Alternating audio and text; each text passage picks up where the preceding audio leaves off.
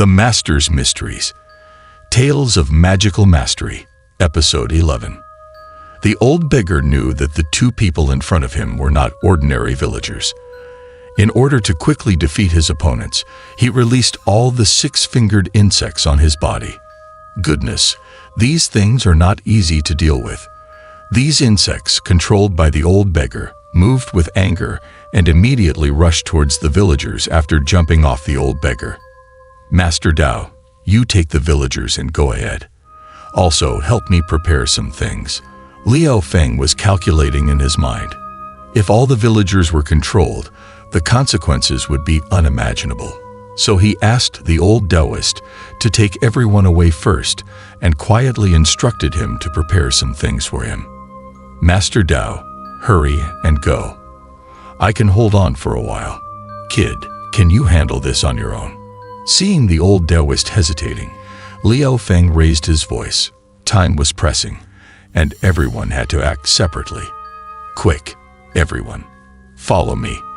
The villagers, already frightened by the strange insects, ran towards the village as soon as the old Taoist called them. As the villagers ran backward, Liao Feng took 2 steps forward and stood in front of the swarming insects. Confronting these highly poisonous insects with fists and feet was clearly not effective. Liao Feng quickly took off his outer garment, swung his arm, and turned the clothes into a long strip of cloth. Swinging this thing around, it swept away a large area, instantly shattering the first wave of attacking insects, causing their fluid to splatter. Liao Feng knew that these things were unpleasant once they got on him. He took 2 steps back and wielded the strip of cloth he made from his outer garment like a staff. Fighting and dodging, dozens of 6-fingered insects rushing towards him couldn't get close, each one smashed to pieces. However, the old beggar's insects were not limited to just these. Soon, countless centipede-like insects emerged from the ground where Liao Feng was standing, ferociously attacking him. Liao Feng leaped to avoid the attacks while his left hand manipulated the cloth, and his right hand shot out more than a dozen copper coins. Although he destroyed many insects, he also exhausted himself. This wouldn't work for long, but the coins Liao Feng threw seemed random. In fact, each coin was pinned to a specific position. Heaven generates Qian, Earth generates Kun, Yin and Yang. The 8 trigrams obey my heart. As he clapped his palm onto the ground and chanted a few spells, the ground began to ripple, and a large formation emerged. The 8 trigrams wind and fire formation is activated. With the formation in place, a whirlwind suddenly swept around, accompanied by countless flames. The numerous insects were quickly burned to ashes. Seeing his released insects being burned to death, the old beggar's expression grew increasingly gloomy. Haha, let's see how long you can hold on, and how many you can burn to death. However, he wasn't concerned about the insects. Those things could be cultivated in countless numbers. He was angry because he didn't expect the young man in front of him to possess such skills, but he also realized that this formation couldn't last much longer. Seeing the old beggar's sinister laughter, Liao Feng knew that he definitely had a trick up his sleeve and became more cautious. Sure enough, behind the old beggar, half of a corpse emerged from the ground. It seemed that this old man used the corpse to nurture the insects. As long as this corpse was present, the insects would be endless. Then, with a wave of the old beggar's hand, numerous insects swarmed out from the mutilated corpse. Kid, here are the things you wanted. Taoist, catch. Just as the situation seemed impossible for Liao Feng to handle, the old Taoist returned in time, holding a cloth bag in his hand. Got it. Upon hearing Liao Feng's call, the old Taoist swiftly tossed the bag towards Liao Feng. However, instead of reaching out to catch it, Liao Feng fixed his gaze on the trajectory of the flying bag. Ha! After carefully observing, Liao Feng leaped into the air and kicked with all his might, sending the bag flying towards the old beggar. The bag landed squarely on the old beggar's head, and in that instant, Liao Feng made a quick motion with his hand and shot a copper coin. The coin hit its mark with pinpoint accuracy, slicing open the bag. Suddenly, a large amount of yellow powder sprayed out, enveloping an area of 5 to 6 meters in a yellow mist. The bag contained realgar, the substance that these evil creatures feared the most. As soon as the numerous insects came into contact with the realgar, they sizzled and turned into pus. The old beggar, who raised the insects, was also greatly afraid of this yang substance. Now, covered in realgar, he trembled all over, his facial features contorted in extreme agony. "Who are you?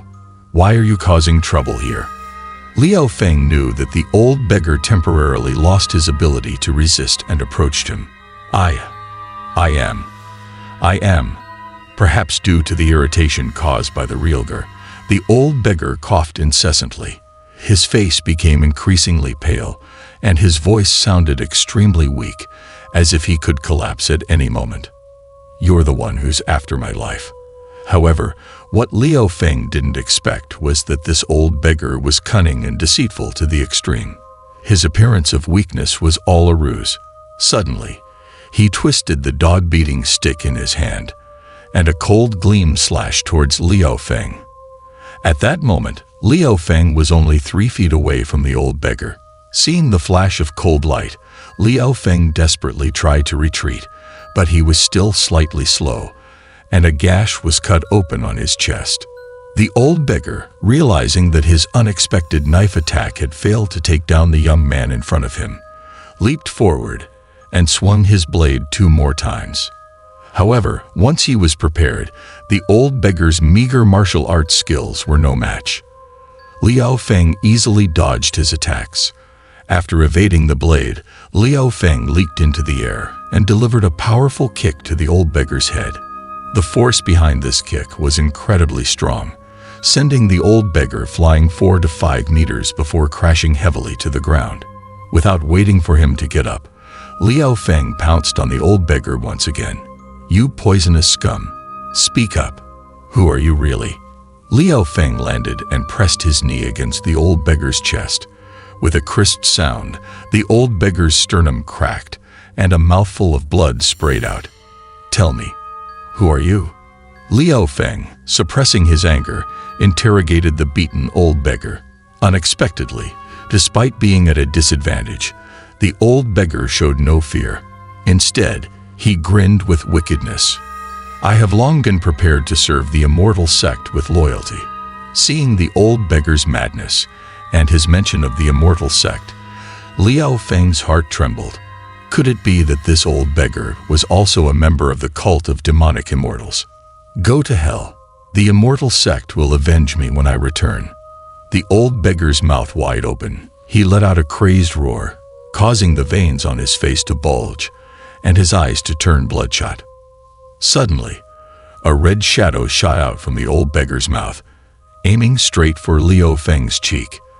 Liao Feng quickly raised his hand to block the attack. "Haha, die. All of you should die." However, soon a sharp pain shot through Liao Feng's palm.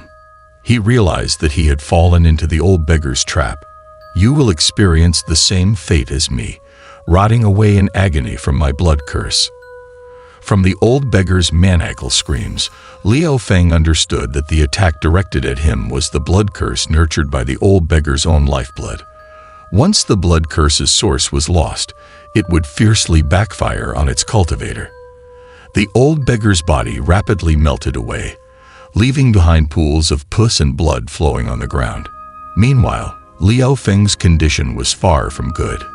His entire arm had become numb and devoid of sensation, turning pitch black. It was evident how intense the venomous curse was. Liao Feng hurriedly activated the true fire within his body, sealing off the blood vessels in his entire arm. However, this was only a temporary measure to prevent the spread of the curse. Without an antidote in less than a day, his arm would turn into pus and blood, and his own life would be in jeopardy. What was even more crucial was that the old beggar had nurtured the blood curse for a full 60 years. The vitality of the curse was extremely resilient. Despite his suppression, it continued to burrow upward through his arm, inch by inch. If the curse crawled a few more inches, once it reached the joints, even a Grand Lu Jinshin would be fatally attacked by the venomous blood, penetrating their meridians and causing death. Realizing this, Liao Feng clenched his teeth and drew a short knife, thrusting it into his own arm. Swiftly cutting open the flesh, he then skillfully extracted a blood-red venomous creature, tossing it onto the ground before pinning it down with the dagger. The blood curse was instantly charred into charcoal, but the remaining venom within Liao Feng's body stimulated his vision to darken.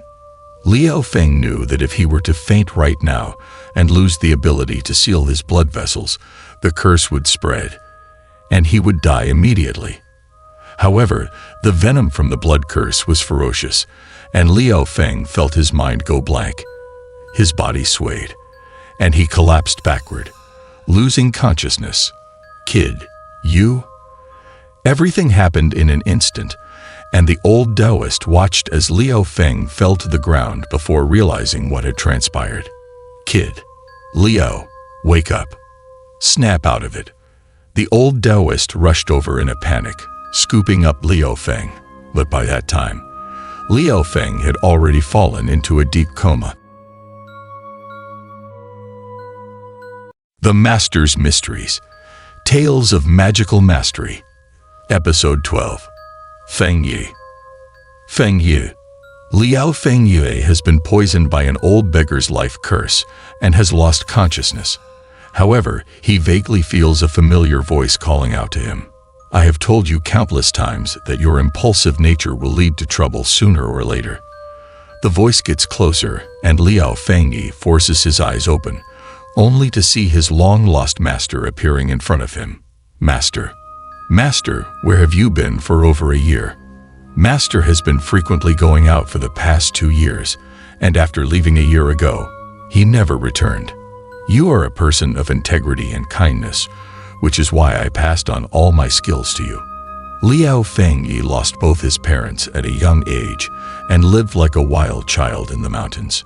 10 years ago, he saved a dying old man with a white beard in the mountains and took care of him until he recovered. "I thought you could make a name for yourself in the martial world, but your reckless actions have truly disappointed me." Little did he know, the old man was an extraordinary expert named Lai Buyi. From that day on, Liao Feng Yi became his disciple and followed his master for 10 years to learn martial arts. "Master, I was wrong. Master, where are you? I have been searching for you." A year ago, Master left him with 3 tasks and disappeared. Since then, the master and disciple have never met again. "Feng Yi, remember what your teacher taught you. Take care of yourself in the future. Learn from your mistakes, and don't recklessly rely on your bravery." Lai Buyi was renowned in the world of martial arts, but people believe that he had ascended to immortality 100 years ago. "Master, where are you going?" After leaving the mountain, Liao Feng Yi had just completed one of the tasks assigned by his master, but the whereabouts of his master Lai Buyi remained a mystery. "Hey, wake up." Putting aside Liao Feng Yi's dream, in reality, his collapse was causing great distress to everyone. "No, we need to find a physician to examine him. Our village is remote and doesn't have a decent physician." The desperate Liao Dao watched as Liao Feng Yi's body turned blue and purple. However, in this rural village, there was no reputable physician to be found, and who could cure this deadly poison. "We'll have to go to town to find a physician, but it's a 2-day journey. The closest town to the village is also a 2-day journey away. By the time they return, Liao Feng Yi may already have lost his life." Just when everyone was at a loss, a villager noticed a tattered cloth bundle left behind by the old beggar. This is the medicine bag of the renowned doctor from the Chedo Gu village. That's right. Dr. Xui in the village must be able to save this hero. The villager suddenly exclaimed when he saw the cloth bundle. On it was written the character Che, and the villager remembered that there was a place called Chedo Gu near the village, where a doctor named Xui resided. Perhaps he could cure Liao Feng Yi. Dr. Xu is highly skilled, but he has a peculiar personality. The villagers said that Dr. Xui used to be an imperial physician, so his medical skills were unquestionable. However, for some unknown reason, he quit his job and secluded himself in the Chedo Gu area. His temperament was also quite eccentric. Liao Dao glanced at Liao Fengyi, who was struggling to breathe, and clenched his teeth. There was no other option at this moment. Liao Dao obtained detailed directions to the doctor's residence from the villagers, and disregarding the late hour, set off towards the depths of the mountains. The night was cool and silent in the deep mountains. Apart from the occasional chirping of insects, there was no sign of human presence. Liao Dao borrowed a wooden cart from the villagers and anxiously pulled it along the mountain road. "Damn, I'm exhausted." Liao Dao was not the type of person who would bother to pick up a fallen oil bottle, which was why he ended up in his current state. But now, for the sake of this young man he had only known for a few days, he went through all this trouble, mumbling to himself. Just as Liao Dao was babbling to relieve his frustration, he suddenly noticed a peculiar thing staring at him from the forest. Liao Dao was accustomed to traveling at night, and his eyes were still useful in the darkness. At first, when he saw a monkey poking its head out of the grass, he thought it was strange but didn't dwell on it. However, when the monkey emerged fully, Liao Dao was frightened. He never expected the monkey to have the body of a deer attached to its head. Liao Dao stood there dumbfounded for a while before finally realizing the situation. The creature turned around and hopped deeper into the woods. This old Taoist is not young anymore and has seen a lot, but he has never encountered such a bizarre thing. It has shocked him and his mind is spinning for a while. Huh. Am I seeing a ghost? Fortunately, that thing didn't harm anyone. After being stunned for a while, the old Taoist decided not to bother and pulled Liao Feng to continue walking along the mountain road. Just as he turned a corner, he saw a house ahead with lights on. The house was built with stones and surrounded by a wooden fence. It should be the residence of that divine doctor. "Dr. Xu, are you home?" "Dr. Xu. Dr. Xu, I hope you haven't rested yet." The old Taoist knew it was inappropriate to disturb someone at this hour, but Liao Feng's life was at stake. After knocking on the door for a while with no response, the old Taoist mustered up his courage and gently pushed open the door. "Dr. Xu, I have come to seek medical help. Are you here?" "Divine doctor."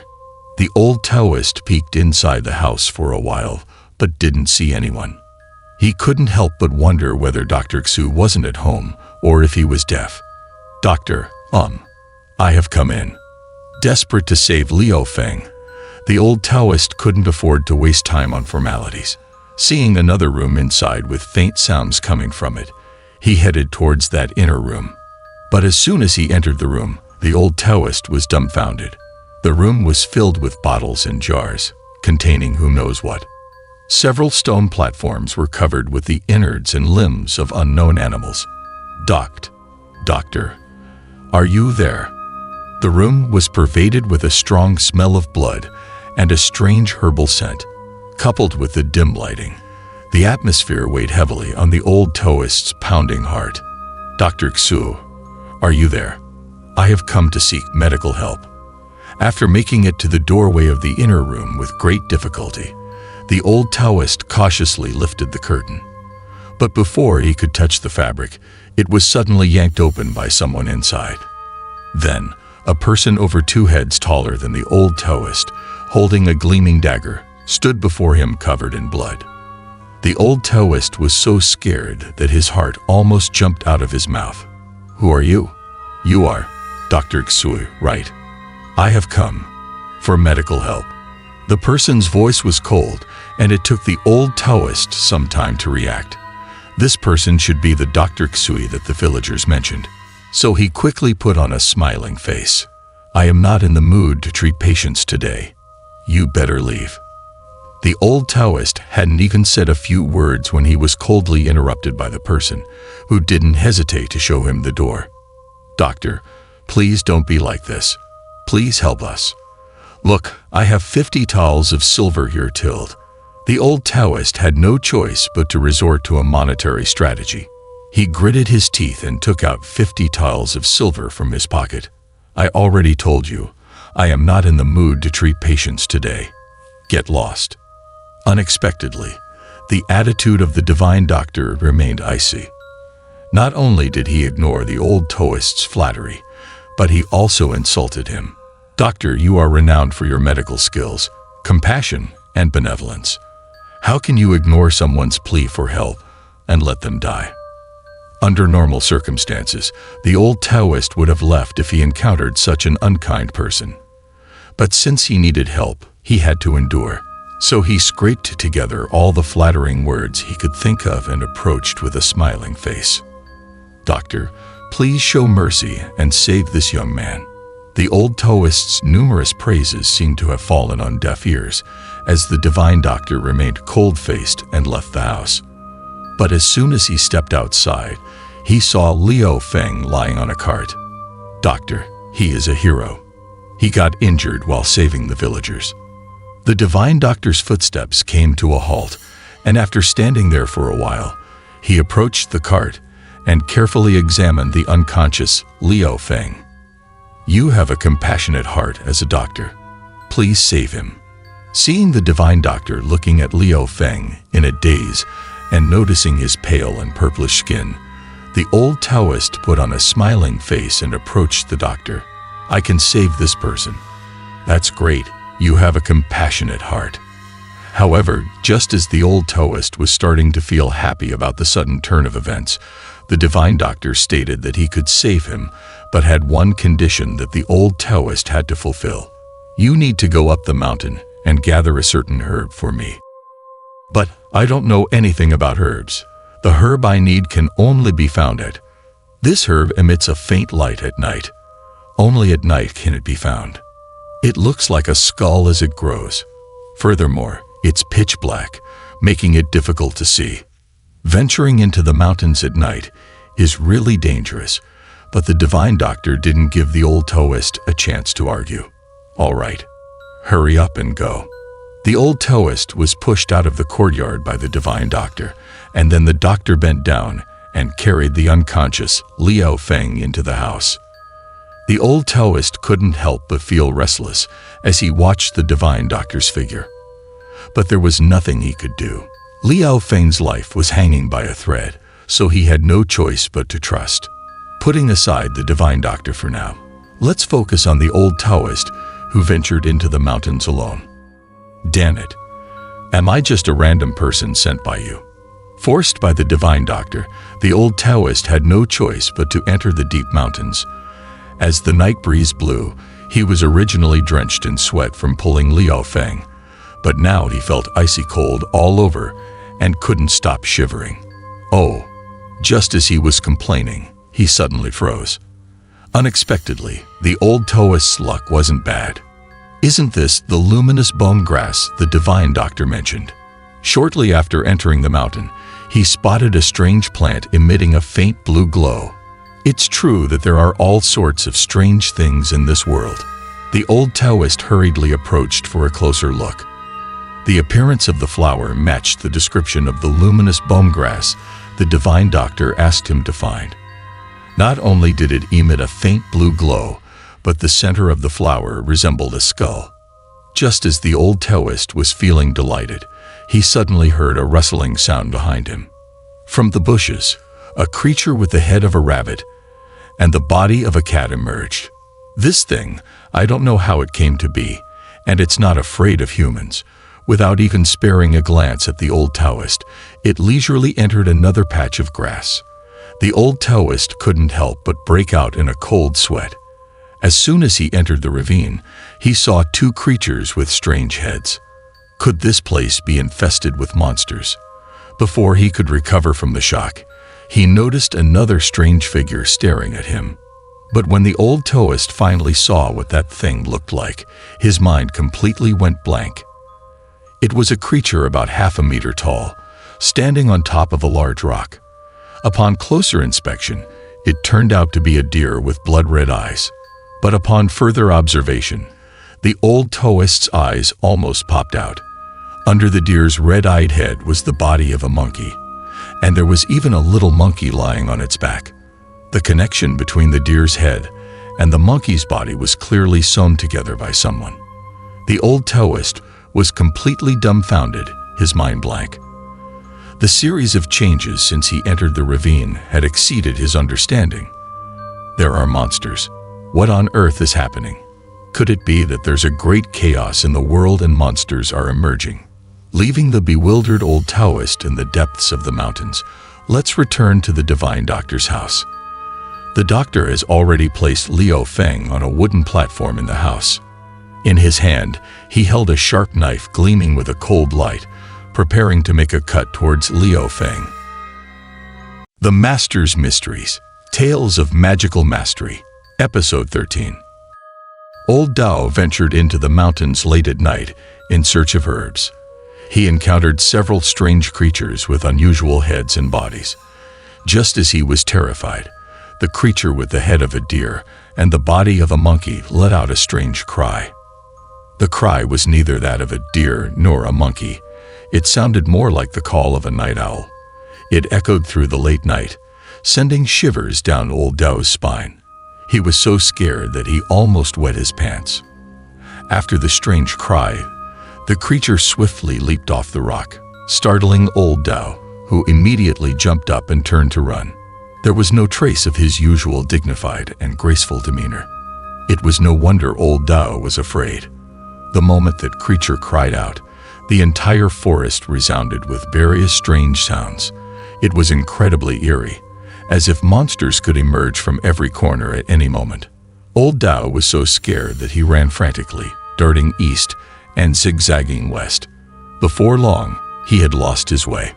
But as he ran, suddenly the ground beneath him disappeared, and before he could react, he tumbled into a large pit. Fortunately, the pit wasn't too deep, and the soil at the bottom was relatively soft. Old Dao, holding his head and groaning, took some time to feel his way out and climb back up. However, when he saw the situation in the pit, he broke out in a cold sweat. The pit had a diameter of about tens of meters, and it was filled with a foul stench. Almost every kind of animal carcass filled the pit, and most of them had their heads severed. Whether it was due to old Dao's disturbance or not, those corpses started to wriggle strangely, as if they could crawl back to life at any moment. It was truly a terrifying sight in the middle of the night. Though old Dao wasn't scared to death, he was close. He desperately used his hands and feet to climb out of the pit. Old Dao was quite nimble, and he quickly climbed out of the pit. But just as he reached the edge of the pit, he noticed a shadow looming over him. Old Dao sniffed and caught a whiff of a putrid odor. His heart skipped a beat as he gathered the courage to look up. He was so scared that he almost fell back into the pit. He saw a rotten corpse standing in front of him, with an abnormally large and fat head, but a shriveled body. It was a truly horrifying sight. Oh my goodness, it's a ghost. The zombie stood motionless at the edge of the pit, staring at old Dao. Terrified, old Dao let out a scream and ran as fast as he could. His cries for help echoed through the air. Leaving behind old Dao, who was exhausted from running through the mountain forest, let's turn our attention to Liu Fengyi at Dr. Xu's house. At this moment, Liu Fengyi had silver needles inserted into several acupuncture points on his body by the divine doctor. This Dr. Xu was truly skilled, as black blood oozed from each needle's puncture site. Thank you for saving me. As the poison dissipated, Liu Fengyi gradually regained some consciousness. He attempted to mobilize his internal energy to force out the remaining toxins. Why can't I move my body? However, when he tried to do so, he discovered that his true energy had been sealed off by the divine doctor. Perplexed, Liu Fengyi mustered his strength and inquired, I detoxified you, not to save you. Unlike other doctors, this divine doctor's attitude toward patients was not kind and friendly. I merely want your physical vessel. With an icy expression and a rigid tone, the divine doctor uttered a strange statement. After that, he turned and entered the inner room. Before long, he emerged holding a young person in his arms. Leaving behind a puzzling remark, the divine doctor left, carrying the young person with him. The divine physician carefully placed the frail young man on the wooden platform beside Liao Fengyi. At this moment, Liao Fengyi couldn't move his body, so he could only try to move his eyes to look at the young man. This glance immediately startled him. "Chanbao, Father will perform the soul-switching technique for you. Father has found a good body for you." Before Liao Fengyi could understand, he heard the divine physician whisper a sentence. Soul-switching. Body switching.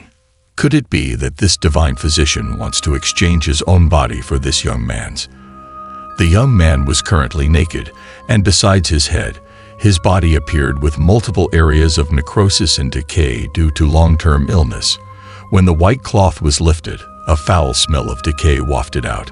But despite such a body, he was still alive. Father has examined him, and his body matches yours very well. It's truly a rare encounter. After the exchange, you will be stronger than before. Listening to the divine physician's words, it became clear that this young man was his son. However, it was unknown why his body had decayed, and the divine physician had been wanting to find him a new body. Father, I don't want to switch. Just as the divine physician was feeling happy, he didn't expect the young man to refuse his father's request. We are healers. We cannot harm others just to survive. This is not the way of a healer. The young man's words clearly hurt the divine physician, causing his body to tremble, and his expression became grim. Stop talking. You will become a good healer in the future and save many people. But he clearly didn't accept his son's reasoning. He had already made up his mind to exchange his son's body. With his life, in exchange for more lives, it's worth it. For the sake of his son, even if it meant killing another innocent person, he was willing to do it. Father, stop deceiving yourself with such excuses. What difference does this make from a butcher? The young man with a face full of disease confronted his father, unmoved by his words. Father, do you remember how you used to educate me? As he said that, he recalled the past between him and his father. The treatise on cold damage cannot be merely memorized. It must be learned and applied in practice. In the 4 miseries decoction, add half a pig's gallbladder. If there is no pig's gallbladder, substitute with sheep's gallbladder. It turns out this divine physician, Sui, was truly an extraordinary figure. He used to be a court physician, but after his wife passed away and tired of the political struggles, he secluded himself in the mountains with his son, Sui Tianbao, focusing on educating him. I understand, Father. Please teach me something new. Are you already running before you learn to walk? Frivolous. Speaking of this son, he truly was a medical prodigy. He followed his father from a young age, learning everything through his father's teachings. By his early teens, he could replace his father in diagnosing and treating severe illnesses, and with a few doses of medicine, the illness would be cured. All right, tomorrow, Father will teach you the 50 essential formulas.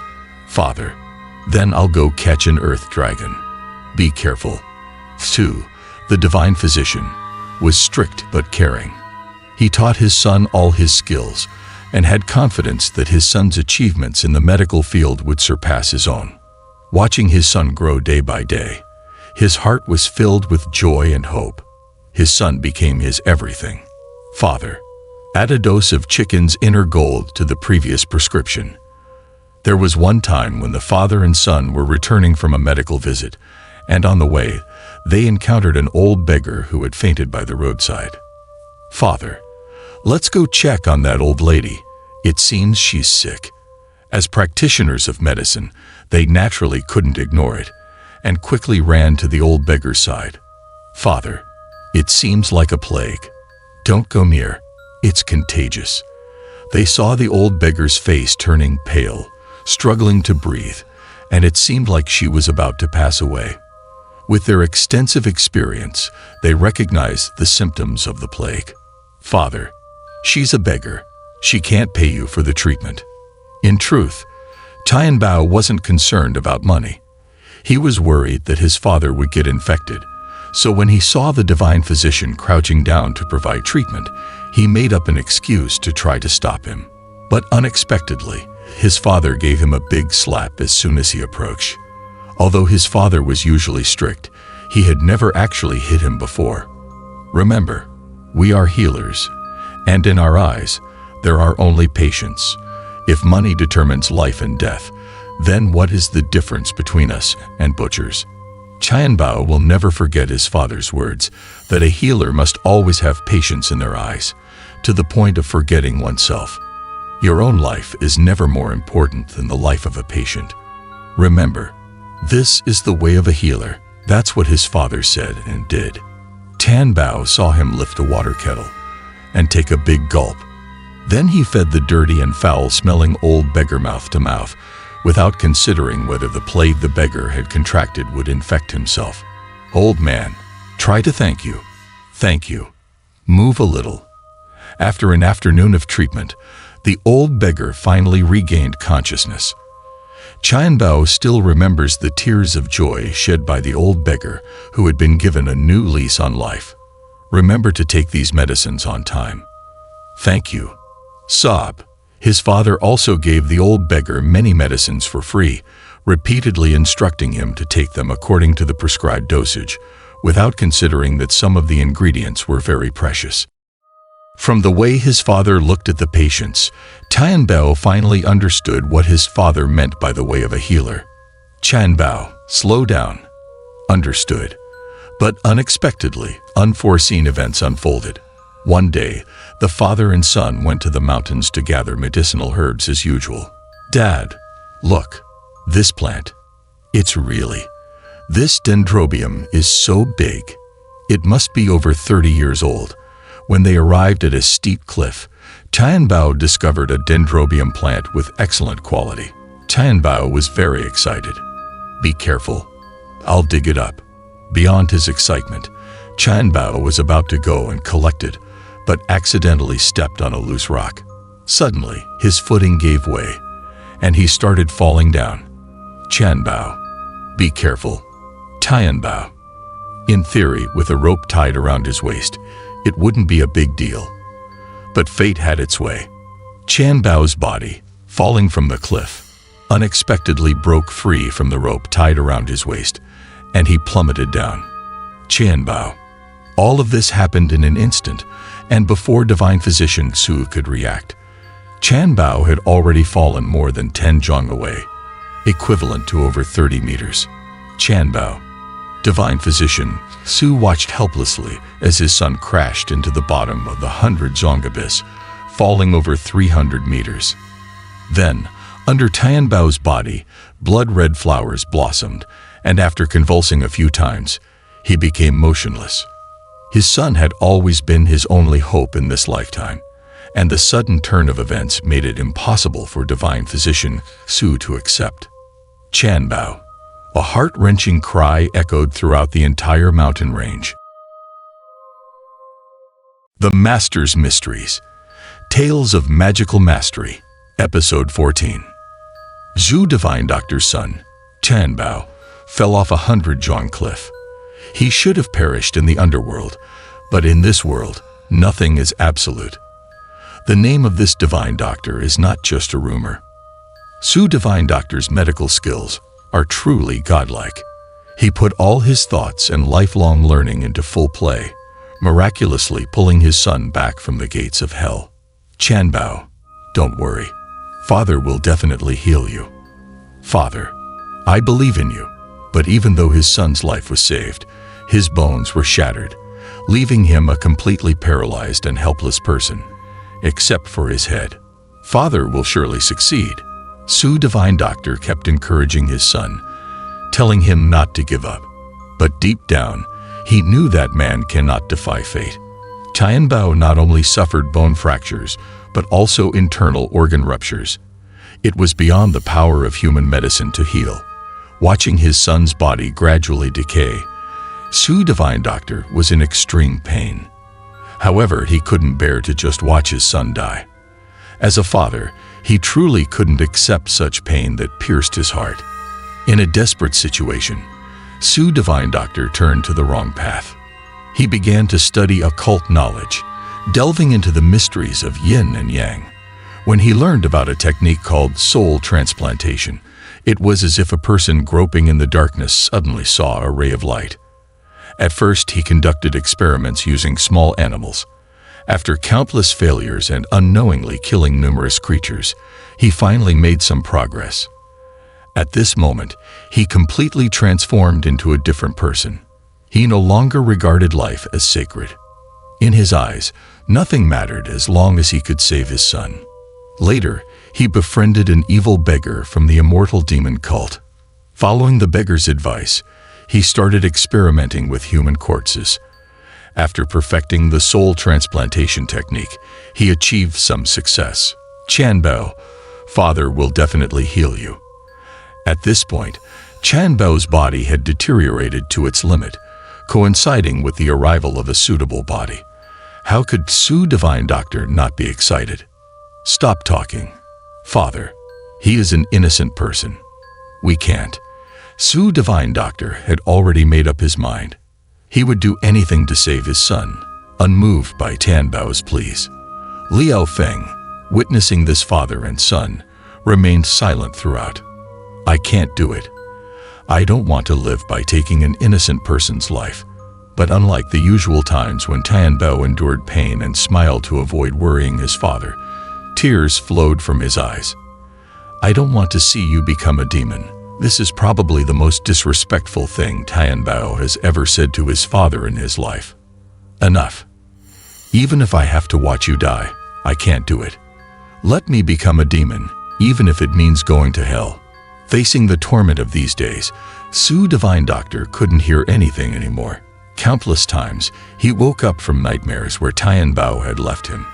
And each time he woke up, he was in agony until dawn. I only want you to live.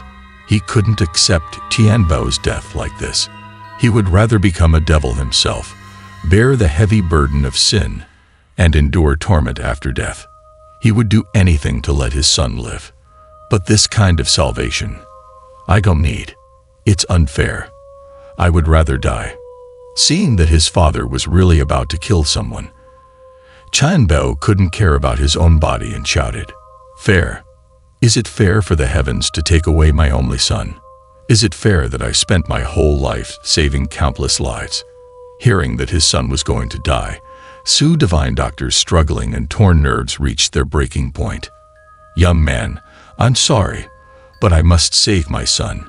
Nothing can shake me now. He decided not to listen to anything his son said anymore. All he had to do now was cut off the young man's head. Then he would replace it with his son's head and perform the soul transplantation. His son would be able to live happily and be the same as before. For this, everything was worth it. Father, you can't do this. Otherwise, I'll die now. Even if I become a demon, even if I go to the 18 layers of hell after death and cannot be reincarnated, it's still worth it. Father, thank you for raising me. But just as he was about to act, his son's choked voice rang out once again. Son, I'll repay you in the next life. Father, in the next life, I'll still be your son. Chanbao, who had always been kind and filial, had never spoken in such a tone to himself. Even though he endured endless torment and various painful treatments every day, he remained strong and never gave up. Chanbao, what are you doing? But at this moment, he had made up his mind to die. Su Divine Doctor then saw Tianbao exert all his strength and bite his own tongue between his teeth. At this moment, Tianbao was determined without any hesitation. With a single bite, he actually bit off his own tongue. Tianbao. Chanbao's action stunned Su Divine Doctor. It wasn't until blood sprayed out, stinging his eyes, that he reacted. Chanbao, why? Why are you so foolish? Su Divine Doctor finally snapped out of it and rushed over to hold his son, his tongue connected to his heart and blood vessels. Even a regular person who severs their tongue would have concerns about their life. Why did you leave me behind? Moreover, Chan Bao's body was already exhausted, and now he was undoubtedly on the verge of death. You can be at peace now, Tian Bao.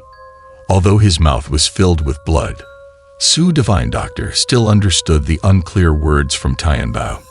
Chan Bao, I'll save you. Qian Bao, I'll save you right now. Then Can Bao's head tilted, gradually losing all signs of life, but a relieved smile hung on his lips. Father will definitely heal you. Definitely. Shu Divine Doctor immediately collapsed. He fumbled for a silver needle and kept stabbing it into his son's body, but it couldn't stop Tian Bao's body from gradually cooling down. Father will definitely heal you. It's useless.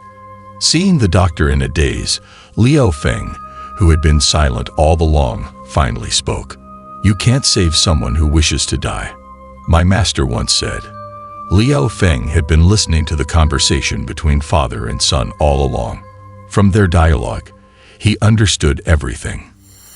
The reason he didn't speak was because he knew he couldn't change anything.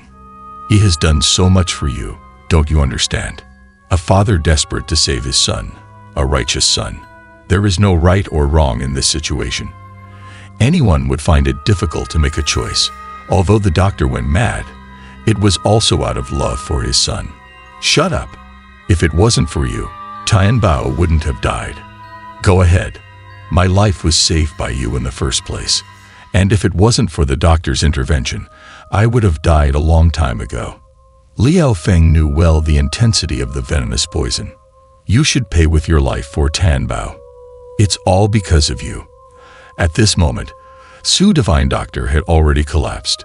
He regretted deeply, but he couldn't bring back Tian Bao's life.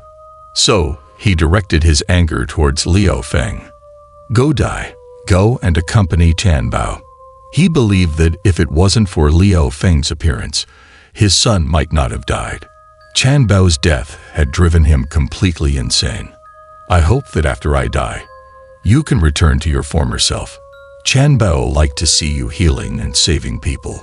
Liao Feng looked at the distorted features of the doctor, filled with anger. He slowly closed his eyes. He couldn't bring himself to hate the doctor because he knew that this divine doctor was also a pitiful father tormented by love, losing himself and doing many crazy things. Pay with your life for Tian Bao. A roar echoed through the valley, followed by a sharp knife mercilessly stabbing down. However, that sharp knife didn't pierce Liao Fengyi's body. Instead, it grazed his cheek and deeply stabbed into the wooden board. Due to the excessive force, it was still trembling with a buzzing sound. At the last moment, conscience overcame madness. Tian Bao was right. He shouldn't become a demon. That was not what Tian Bao wanted to see. But it was false to say that it wasn't painful. He had put all his love into Tian Bao, from meticulously taking care of him since childhood to giving his utmost efforts in nurturing him. Each scene stabbed at his heart. Why are you so unfair to me? Liao Fengyi had never imagined that a middle-aged man could cry so sorrowfully, shaking the heavens and the earth. Tian Bao. Some love, although not expressed well, weighed heavily. Liao Fengyi felt his eyes becoming moist. Don't chase. Let's talk about the wretched old Dao, who was exhausted from escaping in the deep mountains. He didn't know how long he had been running in the forest, but he felt his legs going numb. Yet he still couldn't shake off the zombie behind him. I really can't run anymore. You damn it, just eat me. The wretched old Dao, who had been running for half the night, was already exhausted. Suddenly, he tripped and fell to the ground, and the zombie caught up to him.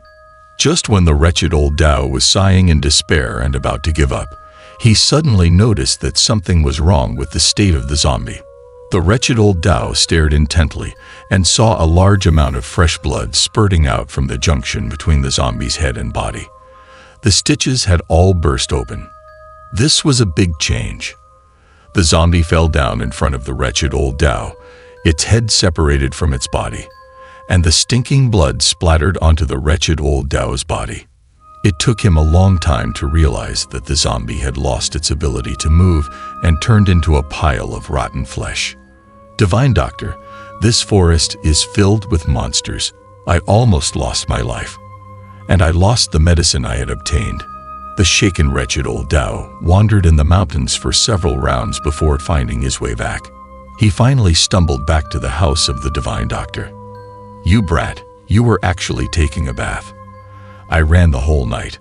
When he pushed the door open and entered the room, he found that Liao Fengyi had already regained consciousness. At this moment, he was sitting in a steaming wooden tub, soaking in a medicinal bath. "Divine Doctor, where did you go all night? Can you help me out first?" After running around in the forest in fear and panic for this young man, suffering greatly, the wretched old Dao didn't expect that this young man would be enjoying himself like this. It made the wretched old Dao angry. "I didn't expect you to have such a good fortune with your life. It's true that this Divine Doctor is amazing." He recovered so quickly. Although he was still angry, seeing the murky water in the tub, the wretched old Dao knew that Liao Fengyi's poison had already dissipated. It was worth all the fright he experienced that night. Yes, he is indeed a Divine Doctor. When the wretched old Dao heard the question about the Divine Doctor, Liao Fengyi didn't want to explain the events that had transpired. After the Divine Doctor had soaked him in the medicinal bath, he walked out in a daze, holding his son's body. "Do you know the principle of repaying kindness with gratitude? Where is the Divine Doctor? We should express our gratitude." He went out. "Right. Let's go, Dao Ye." "Well, let's go." The wretched old Dao looked at the Divine Doctor, who had aged considerably, not knowing how to comfort him.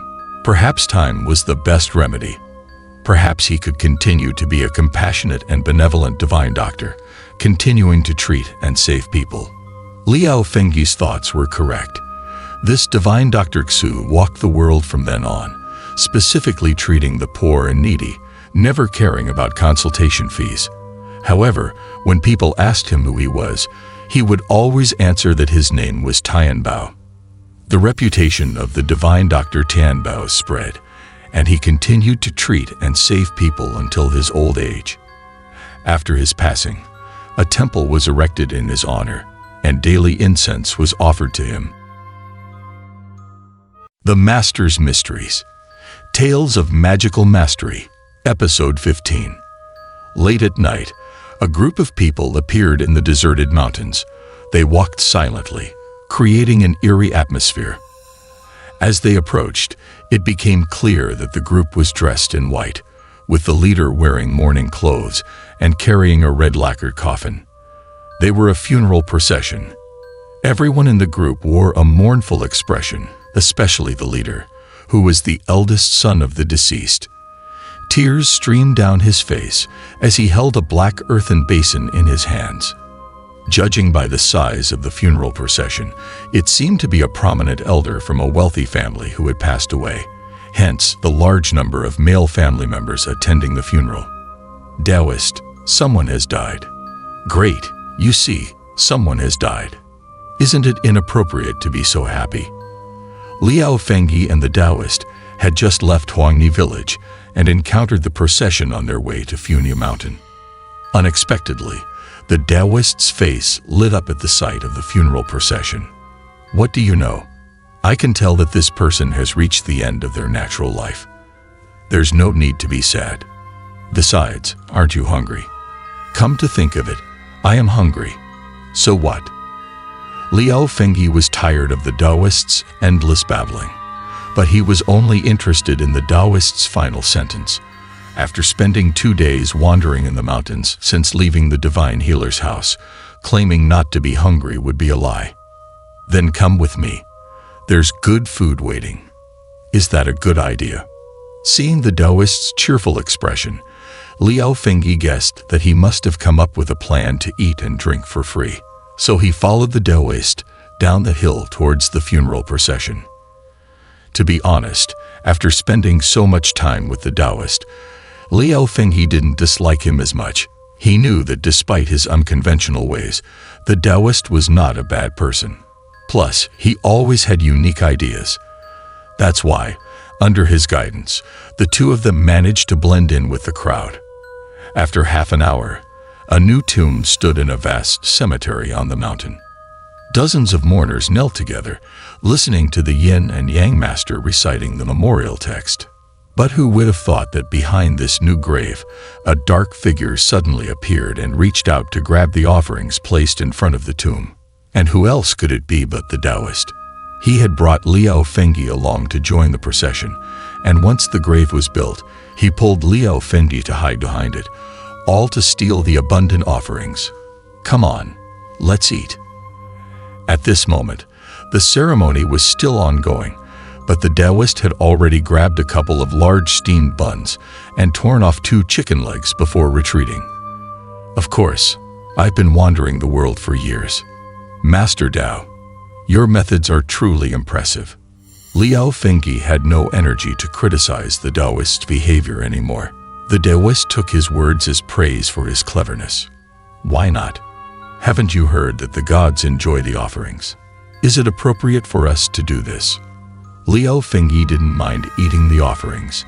In his childhood, when he had no food, he used to steal offerings from the local temple. But he had never done it as openly as the Taoist. You don't understand. It means, Master Tao, why are these people burying someone in the middle of the night? And why did I say their natural lifespan has ended? Liao Fengyi really didn't understand the funeral customs as well as the Taoist did. The fact that these people came to bury someone late at night seemed unusual, and now he was even more confused about the Taoist's mention of the natural lifespan. Su Sire lived until the age of 80, fulfilling his duty to heaven. Listen, he's starting. After listening for a while, Liao Fengyi finally understood that the yin and yang master was reciting the deceased biography and cause of death, providing a summary of their life as a resume for the underworld, giving a general idea of who the deceased was and how they had died. Su Sire was born in May of the year Dingtao, on the 13th day, during the Yu hour. He was intelligent from a young age. Later, due to heavenly summons, his soul flew to the netherworld. After listening for a while, Liao Fengyi began to understand that the yin and yang master was reciting the deceased biography and cause of death, providing a summary of their life as a resume for the underworld, giving a general idea of who the deceased was and how they had died. Doctor, how is my father doing? After listening and guessing for a while, they had a rough idea. It turned out that the deceased was named Su and had already reached the age of 80. 3 days ago, he fell ill, and his filial son had called for the best doctor in town. It's nothing serious. He just caught a cold, and his age made him weaker. Resting for a while will do. No use. I'm going to die. There's no point in taking those bitter medicinal soups anymore. Unexpectedly, the bedridden Su suddenly gave up on medical treatment. He believed that his time had come. Useless. I'm going to die. No need to drink those bitter medicinal soups. However, Su, lying on the bed, inexplicably gave up on treatment. He believed that his time had come. I see. The Grim Reaper has come to fetch me. So, Su Grandpa has been seeing Bai Wucheng appearing in his house these days. There's no need to ask. It's definitely for him. And he said that Bai Wucheng even promised him a high-ranking position in the underworld. Look, he's here again, coming to fetch me. Son and the doctor were terrified by his words. Suddenly, Su Grandpa shouted loudly, sat up from the bed, and stared straight out the window. How can this be? The two people were frightened and followed Su Grandpa's gaze out of the window, only to unexpectedly see a white figure swaying. Su Chengru's time has come. Quickly accompany me back to the netherworld and report. When wealth is born. Su Grandpa's house is a wealthy one with a tall entrance gate. But at this moment, a white figure passed over the gate, wearing a white pointed hat, a pale face, and a long tongue. It was the soul-reaping Bai Wucheng. The appointed time has passed, and divine punishment is inevitable. Bai Wucheng's voice echoed as he urged Su Grandpa to join him on the journey. After calling 3 times in succession, he turned and left the entrance gate of Su's house. He floated in the air, slowly drifting forward, as if urging Su Grandpa to catch up with him quickly. At that moment, an old man happened to be walking along the small path outside Su mansion. As soon as he turned past the courtyard wall of Su's house, he noticed a white figure and instinctively looked up. One glance was enough to make cold sweat soak through his clothes in an instant. He saw a giant white figure, over 10 feet tall, hopping towards the mountains, with a puppet-like figure following behind. The white figure was identical to the black and white impermanence figures worshipped in the temple, and the person behind was Su's old master. But at this moment, Su Grandpa's figure was ethereal and did not resemble a living person. The person kept staring at the terrifying Grim Reaper as it led Su Grandpa far away. He didn't even move a muscle, afraid that making a sound would cause his soul to be taken as well. "There's a ghost." Only after the 2 ghostly figures disappeared did he let out a loud shout, which spread throughout the entire town. Ugh. Me. Let's return to the topic of Su's house. Just as the people in the town witnessed Su Grandpa being taken away by the Grim Reaper, suddenly Su Grandpa, who was still on the bed, let out a sharp scream, and then his whole body started convulsing. Watching Su Grandpa, who had just been able to sit up and talk, now gasping for breath, and eventually losing consciousness, his eyes vacant. Father, Su, Grandpa. Su Grandpa died like this. He said before his death that Bai Wucheng told him his life had reached its end, and because he hadn't done any evil deeds in his lifetime, he could become a minor official in the underworld. This was what they called being sealed in the yin. To facilitate the summoning of souls by the yin officials, the burial is performed at night. So that's how it is. According to legends, a person who dies after being sealed in the yin will have their soul and spirit taken away by the Grim Reaper to report to the underworld. The remaining soul will be collected by the yin officials, hence the choice of nighttime burial for convenience. Liao Fengyi finally understood. But at this moment, he suddenly heard a commotion from the crowd in front of the grave. People were shouting and screaming in chaos. Liao Fengyi and the old Taoist didn't know what had happened.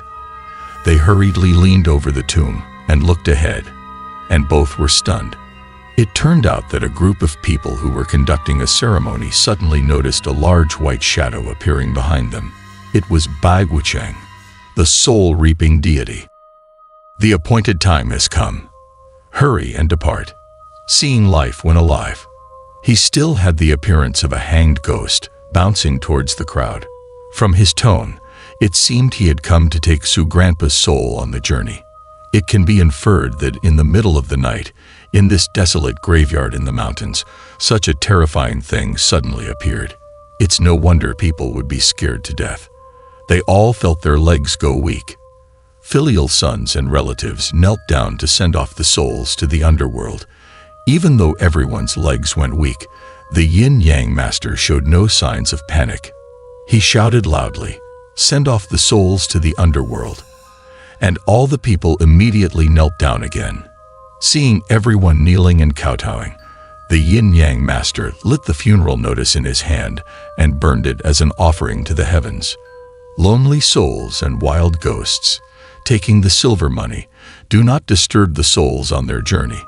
Then he took out a handful of paper money from his pocket, raised his hands, and scattered it in the air. The way he scattered the paper money was quite clever. It was carried by the wind and spread out completely, drifting over the heads of the mourners like snowflakes. Because there was Bai Wucheng behind them, these people dared not raise their heads, fearing that they would collide with the yin-yang master and have their souls hooked. They kept their heads lowered, allowing the paper money to fall on them.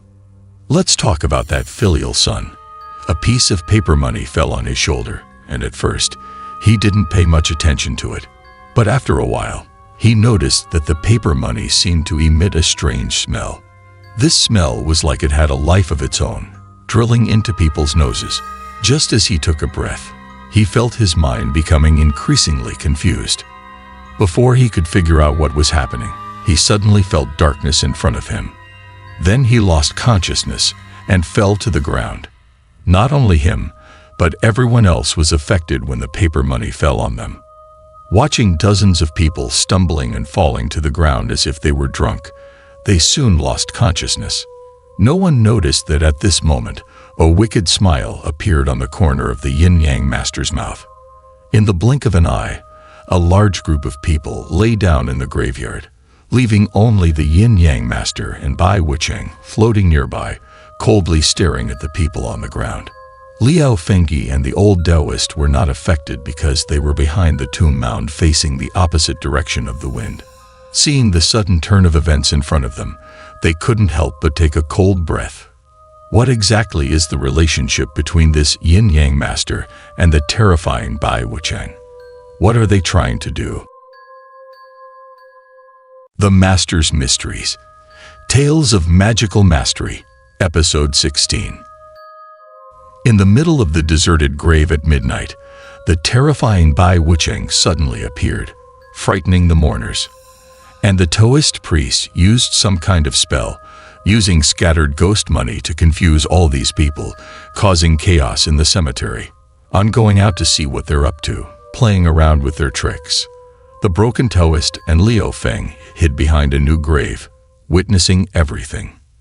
They knew that both Bai Wucheng and the Taoist priest were practitioners of dark arts, likely intending to harm these people. Wait, don't be impulsive. Let's observe a little longer and understand the situation before taking action. Liao Feng couldn't contain his impatience and wanted to go out and confront those two people to find out the truth, but the broken Taoist held him back. I pay my respects to the soul summoner. Liao Feng suppressed his anger. He understood that the broken Taoist was right. As the saying goes, if you know your confidence secrets, listen to what's said behind your back. There are a total of 48 people. Please handle them. I just pointed at them earlier. Indeed, these two people were colluding. The Taoist priest approached Bai Wucheng with a servile expression on his face and spoke. Too few. When will we be able to complete the task of protecting the law? But this is already the largest clan in this town. Obviously, Bai Wucheng was dissatisfied with this number. From their conversation, these two individuals seemed to be demonic cultists who came here to find living people to accompany an ancient zombie. I understand. Well, you should continue your efforts to find. Bai Wucheng gave orders and took out a very delicate small copper gong from his large sleeve. It was clearly not an ordinary item. Yin gong. Souls listen. With yin people I go. Then he chanted a spell, and the sound of the gong rang out. The sound of this small copper gong wasn't loud, but it mysteriously drilled into people's minds, causing them to feel confused and their vision to darken.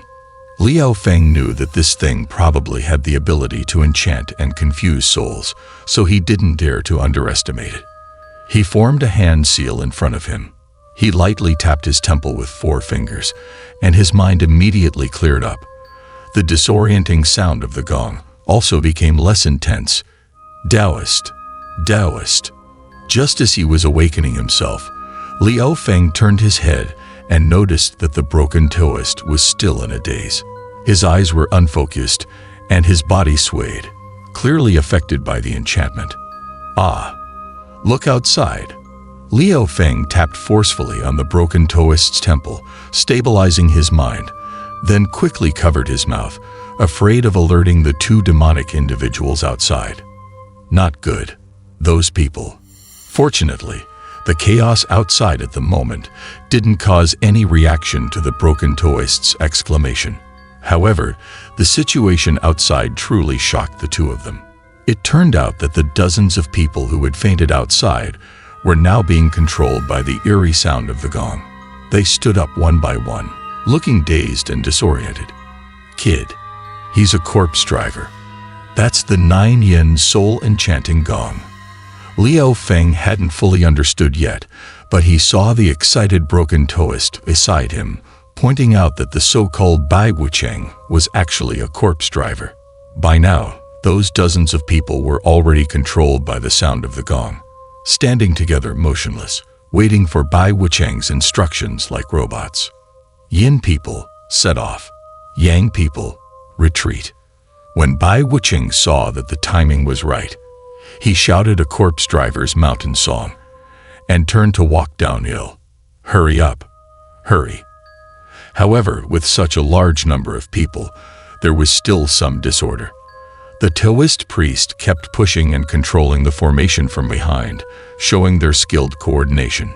It was clear that they often engaged in these evil acts. The soul summoner has worked hard. After a while, the team started to move in perfect order, and Mr. Yin and Yang hurriedly took a few steps and followed Bai Wucheng, appearing submissive and servile. In this way, led by Bai Wucheng, the group silently walked deeper into the desolate mountains. From a distance, it really looked like the Grim Reaper escorting numerous restless souls to the underworld. Due to the influence of the soul-enchanting gong, these people had vacant expressions and mechanical movements, but their footsteps were unified. Looking at Bai Wucheng, it turned out that his over 10-foot-tall figure was actually standing on a long wooden pole, just like walking on stilts, hopping forward steadily. Taoist, it's time for us to take action. At this moment, Liu Feng called out to the broken Taoist and rushed out from behind the grave. I'll deal with the demonic individual, you take care of the mourners. Are you looking down on me, Taoist? Liu Feng charged forward, his hands not idle, and a golden coin dart shot out like a cold star. The power of that coin was immense, rapidly spinning and exceptionally sharp, instantly cutting off the wooden pole beneath Bai Wucheng. As soon as the wooden pole was severed, Bai Wucheng immediately lost balance. The wooden pole was over 1 meter tall, and caught off guard, Bai Wucheng fell heavily, letting out a scream. Who dares to plot against me? After getting up from the ground, Bai Wucheng ripped off his blood-red long tongue and turned his head to curse. Although he was disheveled and his hat had fallen off, his face remained a terrifying ghostly expression. What? Are you not going to continue pretending to be the soul summoner? After suffering a setback, this guy no longer maintained that deep and eerie voice. Now Liu Feng could clearly see that he wore a pale Grim Reaper mask on his face. Who are you people? How dare you harm my soul summoner? Ugh, you lackey. At this moment, Mr. Yin and Yang, who had been dazed on the side, also reacted and shouted as they charged towards the two of them. Youngster, take this punch from me. From the few steps Mr. Yin and Yang ran, Liu Feng could tell that this guy didn't possess any real martial arts skills. He just wanted to show off in front of Bai Wucheng. Taoist, it's up to you now. Liu Feng wasn't interested in dealing with such an opponent. Dodging aside, he swiftly threw him towards the broken Taoist behind him. No problem. Watch this. The broken Taoist, feeling somewhat stifled by Liu Feng's disregard for him, finally found a place to vent when he saw Mr. Yin and Yang bumping into him. Taste my iron crutchly, falling down staircase. Although the broken Taoist couldn't be considered a master, dealing with this kind of amateur was too easy. He lifted his knee and pushed Mr. Yin and Yang out, exerting quite a bit of force. Kid, I, the broken Taoist, am still as skilled as ever. Taoist, impressive move. This move not only released his pent-up frustration, but also raised his pride. He boasted to Liu Feng. Not good. That guy is trying to escape. He won't get away. Because of the interference caused by Mr. Yin and Yang, Bai Wucheng saw the unfavorable situation and turned around, climbing up a small slope. Liu Feng followed closely behind, but realized that Bai Wucheng didn't seem to be trying to escape. Liu Feng believed he still had a trick up his sleeve, so he didn't rashly approach. Sure enough, Bai Wucheng had just lost his bronze gong in the chaos, but now he took out a jingling bell from his sleeve. With a shake of his hand, a sinister and eerie sound immediately rang out. This sound was obviously more powerful than the 9-yin gong, and seemed tangible. A strong yin energy rushed towards Liu Feng. Liu Feng felt his head spinning, and then it felt like two invisible hands were forcibly twisting his head, causing intense pain to strike. Liu Feng's body swayed and ultimately couldn't resist. He fell to the ground, and Bai Wucheng, seeing his success, stood on the slope, emitting a strange laughter. "Kid, what happened to you?" The broken toist was surprised to see that he had easily dealt with Mr. Yin and Yang, but it was too late to rescue Liu Feng at this point. Go to hell. Bai Wucheng clearly didn't want to give his opponent any chance. He drew a chilling dagger from his pocket and leaped down the hill, aiming directly at Liu Feng. Initially, Bai Wucheng was extremely excited, thinking that the person in front of him was undoubtedly doomed. No one had ever escaped his soul-enchanting bell. However, at this moment, the person who should have had their soul captured suddenly lifted their head and gave him a wicked smile. In fact, Liu Feng was prepared long ago. When he saw Bai Wucheng take out the bell, he knew it wasn't good, so he recited the clear mind mantra in his mind. Stabilizing his thoughts, he pretended to fall to the ground to lure Bai Wucheng in. Seizing the opportunity, Liu Feng flew up and kicked the guy into the air.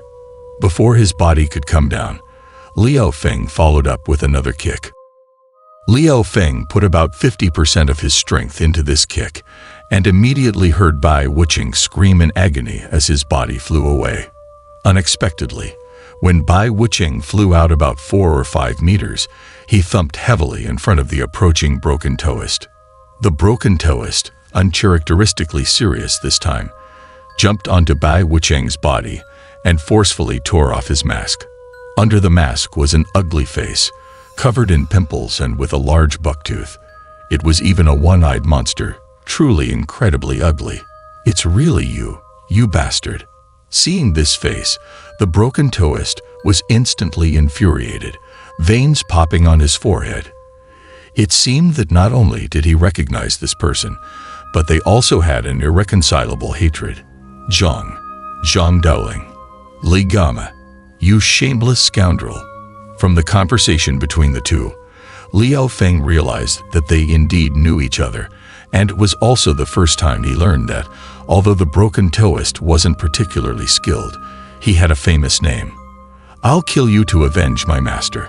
The broken toist's eyes bulged with anger. He raised his fist fiercely, looking like he had nothing to share with this person. And then, the broken toist's punches continued relentlessly, using all his strength. The pitiful screams of Bai Wucheng echoed far through the forest, sounding like a slaughtered pig. After a while, the so-called Li Gama, Bai Wucheng, was knocked unconscious by the broken toist. Losing consciousness, Liu Feng worried that the broken toist might act out of anger and cause harm, so he quickly held him back. "Master Tao, what kind of deep grudge is this?" "Master Tao, my lifelong reputation has been ruined by this kid." After being pulled up, the broken toist looked at the unconscious Li Gama on the ground and kicked him once again in resentment. "He stole the treasure of our sect and killed my master." However, amid the broken toist's grumbling, Liu Feng learned about his past. The Master's Mysteries, Tales of Magical Mastery, Episode 17. Master Dao, can you use it? Old Dao severely beat the enemy who disguised as Bai Wucheng. If it wasn't for Liu Fengyi stopping him, a life-threatening situation would have arisen. After calming down for a while, Old Dao picked up the soul-capturing bell from the ground and approached the unconscious funeral procession. When the yin bell rings, the ghost gate opens. The Mihun powder gathers the spirits. I have to say, Old Dao is quite familiar with the soul-capturing bell. He occasionally changes the rhythm of swinging it back and forth, accompanied by incantations from his mouth, which invigorates the listener's spirits.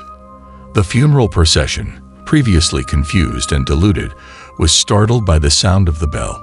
It was like having a bucket of cold water poured over their heads, and one by one, they regained their sobriety. What just happened? Didn't Bai Wuching appear earlier? Who are these two people? I don't know. However, it was evident that the awakened crowd had no idea what had just happened. Speculations and discussions erupted among them. Everyone, calm down. Listen to what this poor Dao has to say. At this moment, all eyes were on old Dao. He cleared his throat and spoke with a commanding voice, which carried an air of authority. This poor Dao is the reincarnation of Master Ulv. Seeing evil forces causing trouble, I have come to rescue you from danger. There is no need to panic. Old Dao then transformed himself into Ulv Dongbin, the leader of the 8 immortals. He really seemed like an enlightened individual. Thank you, Lord Ulv, for your great compassion, and for saving the people. I have to say, old Dao's rhetoric, as a charlatan in the martial world, never fails. In an instant, the funeral procession fell to their knees again, paying respectful homage to Lord Ulv. Master Dao, from Master Chen Tun to Zhang Tian Shui, you have played the roles of numerous gods and Buddhas. Are you accurate in your portrayals? Don't worry about those details. All right, everyone, go back now and deliver these evil individuals to the authorities to rid the people of harm. Old Dao lowered his voice and recounted the incidents of how Lai Hama and the Mr. Yin and Yang were persecuting the others. Master Dao, you used the soul-capturing bell quite well. Have these individuals arrested and sent to the authorities. The current court deals strictly with cultists, so I assume these two won't have a good outcome. Naturally, this treasure belongs to this poor Dao. It's yours. What's going on? When everyone had moved away, Liao Fengyi asked old Dao about the soul-capturing bell. Upon hearing the question, old Dao immediately became proud. Mentioning this brings back my sad past. But soon, he lowered his head and burst into tears. Although the change was swift, Liao Fengyi knew that old Dao's display of emotions was genuine, indicating that he must have had some difficult memories. Taking advantage of old Dao's presence, let us tell a story about his body-retrieving adventures. This incident occurred in the Xiangxi region over a decade ago. It is known as the Land of 100,000 Mountains, a treacherous place filled not only with deep mountains and dense forests, but also various mysterious and ancient witchcraft and sorcery. The Yin bell rings, the Yin person departs, the Yang person retreats. One night, in the late hours, several staggering figures appeared in the dense forest shrouded in Yin energy. Upon closer inspection, these people had their arms extended forward and wore coarse cloth over their heads. They were the so-called corpse retrievers, one of the 3 major witchcraft practices in Xiangxi. I'm so tired. Shall we take a break? Sounds good. Master. Ahead of the bodies, there was a corpse retriever with a yin-yang face, shaking a bell to guide the way. Behind him was his disciple, old Dao. Perfect. Later we should split up and go our separate ways. Following old Dao's suggestion, the master with the yin-yang face changed the sound of the bell. The 4 bodies stopped swaying and found a sheltered place to sit down. You have been with me for 3 years. It's time for you to venture out on your own. Master, can I handle it? You need to experience it for yourself. Old Dao really tried everything. The art of corpse retrieval wasn't that complicated, but after studying for 3 years without graduating, his master knew it was because he had become too reliant. So his master wanted to push him a bit. Later, you take these 2 and go in that direction, and deliver them to the Desong Village Charity House. It just so happened that tonight, these 4 bodies needed to go in 2 different directions. Walking together would waste time, so the master and disciple separated on the spot. If the master waits there, collect the money and come back to meet me. The master of the broken old Dao is called Li Dafu, a true descendant of the most authentic corpse retrievers in Xiangxi. However, in recent years, with the chaos in the world, many people who couldn't afford to eat also joined this profession, causing disorder in the once mysterious world of corpse retrieval. The lives of these two haven't been easy. No need to say anything.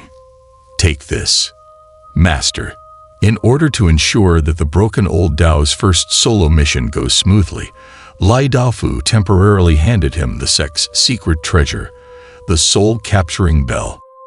Do not take out the sealed yin inside. Otherwise, it will capture souls and harm the living. This soul-capturing bell is an ancient divine weapon. It is said to be a treasure passed down from Ling Mountain. It is not known what it is made of, but not only can it control corpses, but if used improperly, it can invisibly kill the living. This is our sect's precious treasure. All right, I'm leaving first. Take good care of it. The broken old Dao also understood the value of this item. The fact that it was given to him by his master was a sign of trust. However, he was used to being careless, and this responsibility was truly heavy. Yin person goes ahead, Yang person retreats. Master Li Daofu, appearing unconcerned to ease his pressure, led the two corpses forward with an incantation.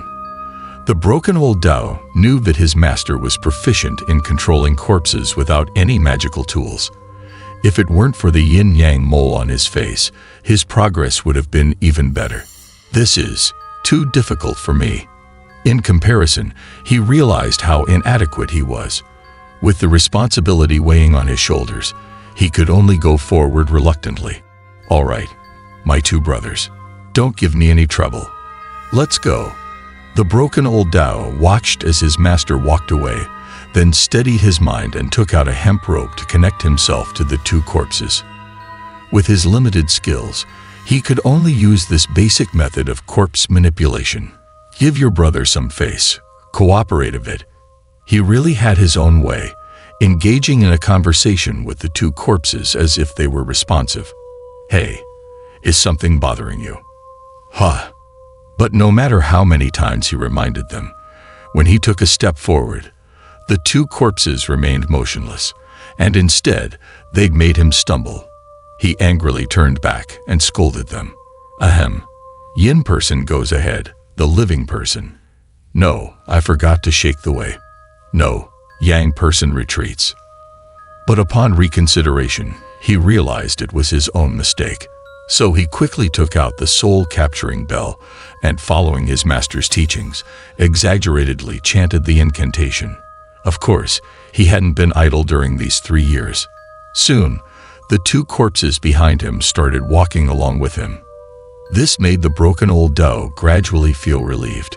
Yin person goes ahead, Yang person retreats. They had been walking for 2 more hours on this mountain path. By now, it was approaching dawn, the time known as the darkest hour of the night. The broken old Dao became even more nervous because if the bodies were exposed to daylight, everything would be ruined.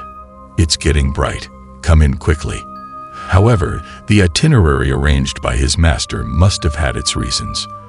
After walking a bit further, he finally saw the corpse retrieval inn. The innkeeper, Big Lumpy Joe, was standing at the door, greeting him. It's not necessary for me to stay.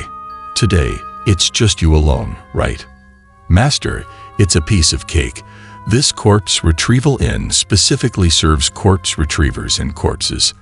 Most employers are extremely ugly in appearance, and the broken old Dao had been here many times and was familiar with them.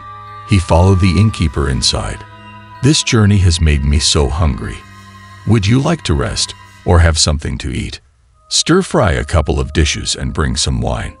The broken old Dao was definitely someone who enjoyed spending money. He placed the bodies against the wall, and after hearing the innkeeper's question, he started thinking about satisfying his cravings. Here, have a drink while I go prepare the dishes for you. Get some vegetable stir-fry, not just vegetarian dishes. But there were no good dishes in this inn, just fried eggs, peanuts, and beef jerky. As long as the customers were willing to spend money, Big Lumpy Joe would be happy. Oh, another person is here. Just as the broken old Dao had finished his dish and was about to sit down and have a drink with him, he heard footsteps at the entrance. It turned out another corpse retriever had arrived at the inn. I've already eaten on the way. I'll go tidy up the room for you." Big Lumpy Joe immediately went up to greet the newcomer. The broken old Dow, eating and drinking, glanced over and saw that the person was a one-eyed man who had brought 3 corpses, using the Chen Prefecture's method of suppressing corpses. Although this profession doesn't necessarily mean enemies, it also doesn't imply friendship. The broken old Dow ignored him and continued eating and drinking, but he always felt a pair of eyes staring at him. The broken old Dow turned his head and saw that it was indeed the one-eyed corpse retriever. When the broken old Dow looked at him, he tipped his hat as a polite greeting. Feeling a bit embarrassed, the broken old Dow forced a smile and returned the greeting. However, as he sat down to eat, he absent-mindedly placed the soul-capturing bell on the table. With outsiders in the inn, he realized he needed to keep this precious item safe. Any mishap would be disastrous.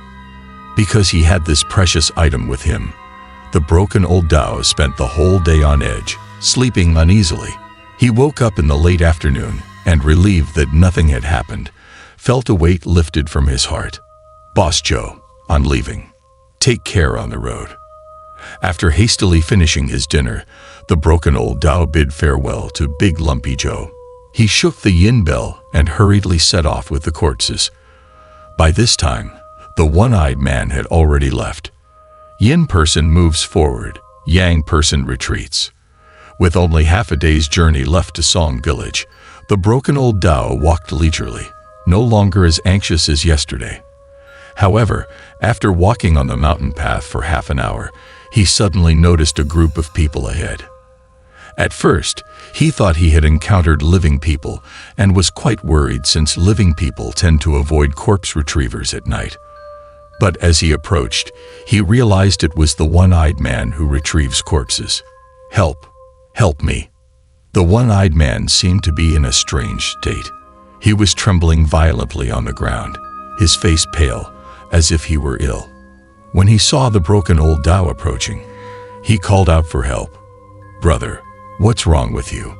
Stop! Everyone, stop!" Despite his numerous flaws, the broken old Dow was a kind-hearted person. Seeing someone in need of help, he untied the hemp rope from his waist and walked up to the one-eyed man. "You're really thrifty. Probably ate something bad." The one-eyed man claimed that he never ate at inns to save money and had been on the road for 3 days and nights. It seemed he had eaten his stale rations to the point of causing stomach trouble. The broken old Dow genuinely felt sorry for the guy. "Let me help you up first."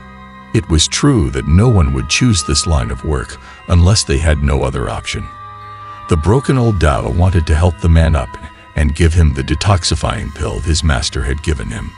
"Brother, what are you doing?" Unexpectedly, as the broken old Dow bent down to assist the man suddenly grabbed him tightly. His grip was far stronger than that of a sick person. At that moment, the broken old Dow heard a gust of wind behind him, as if someone was standing right behind him. But there was nothing behind him except for the corpses. Startled, the broken old Dow quickly turned his head, but before he could see anything clearly, a large wooden club came crashing down.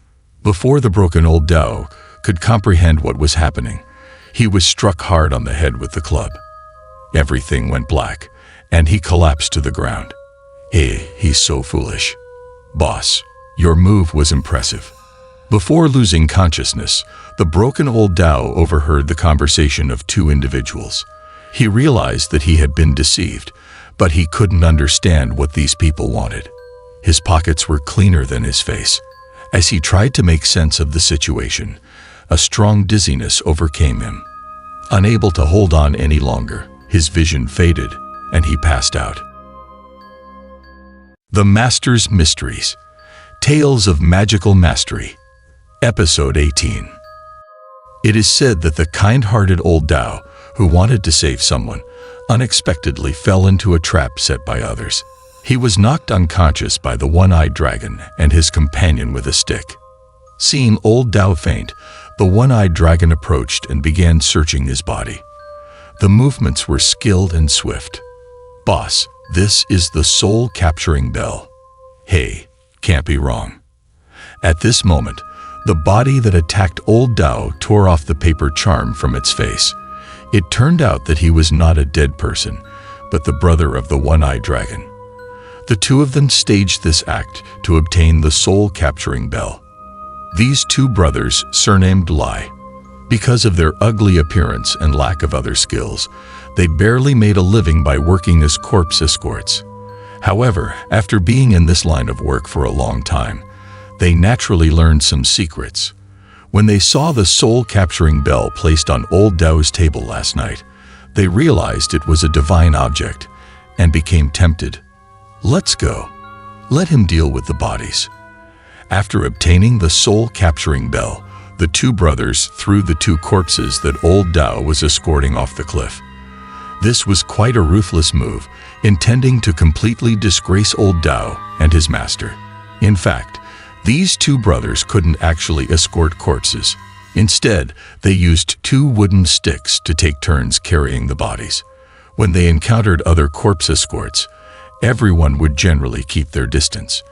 In addition, these two were skilled at playing tricks and disguising themselves as corpses, so they had never revealed their true nature.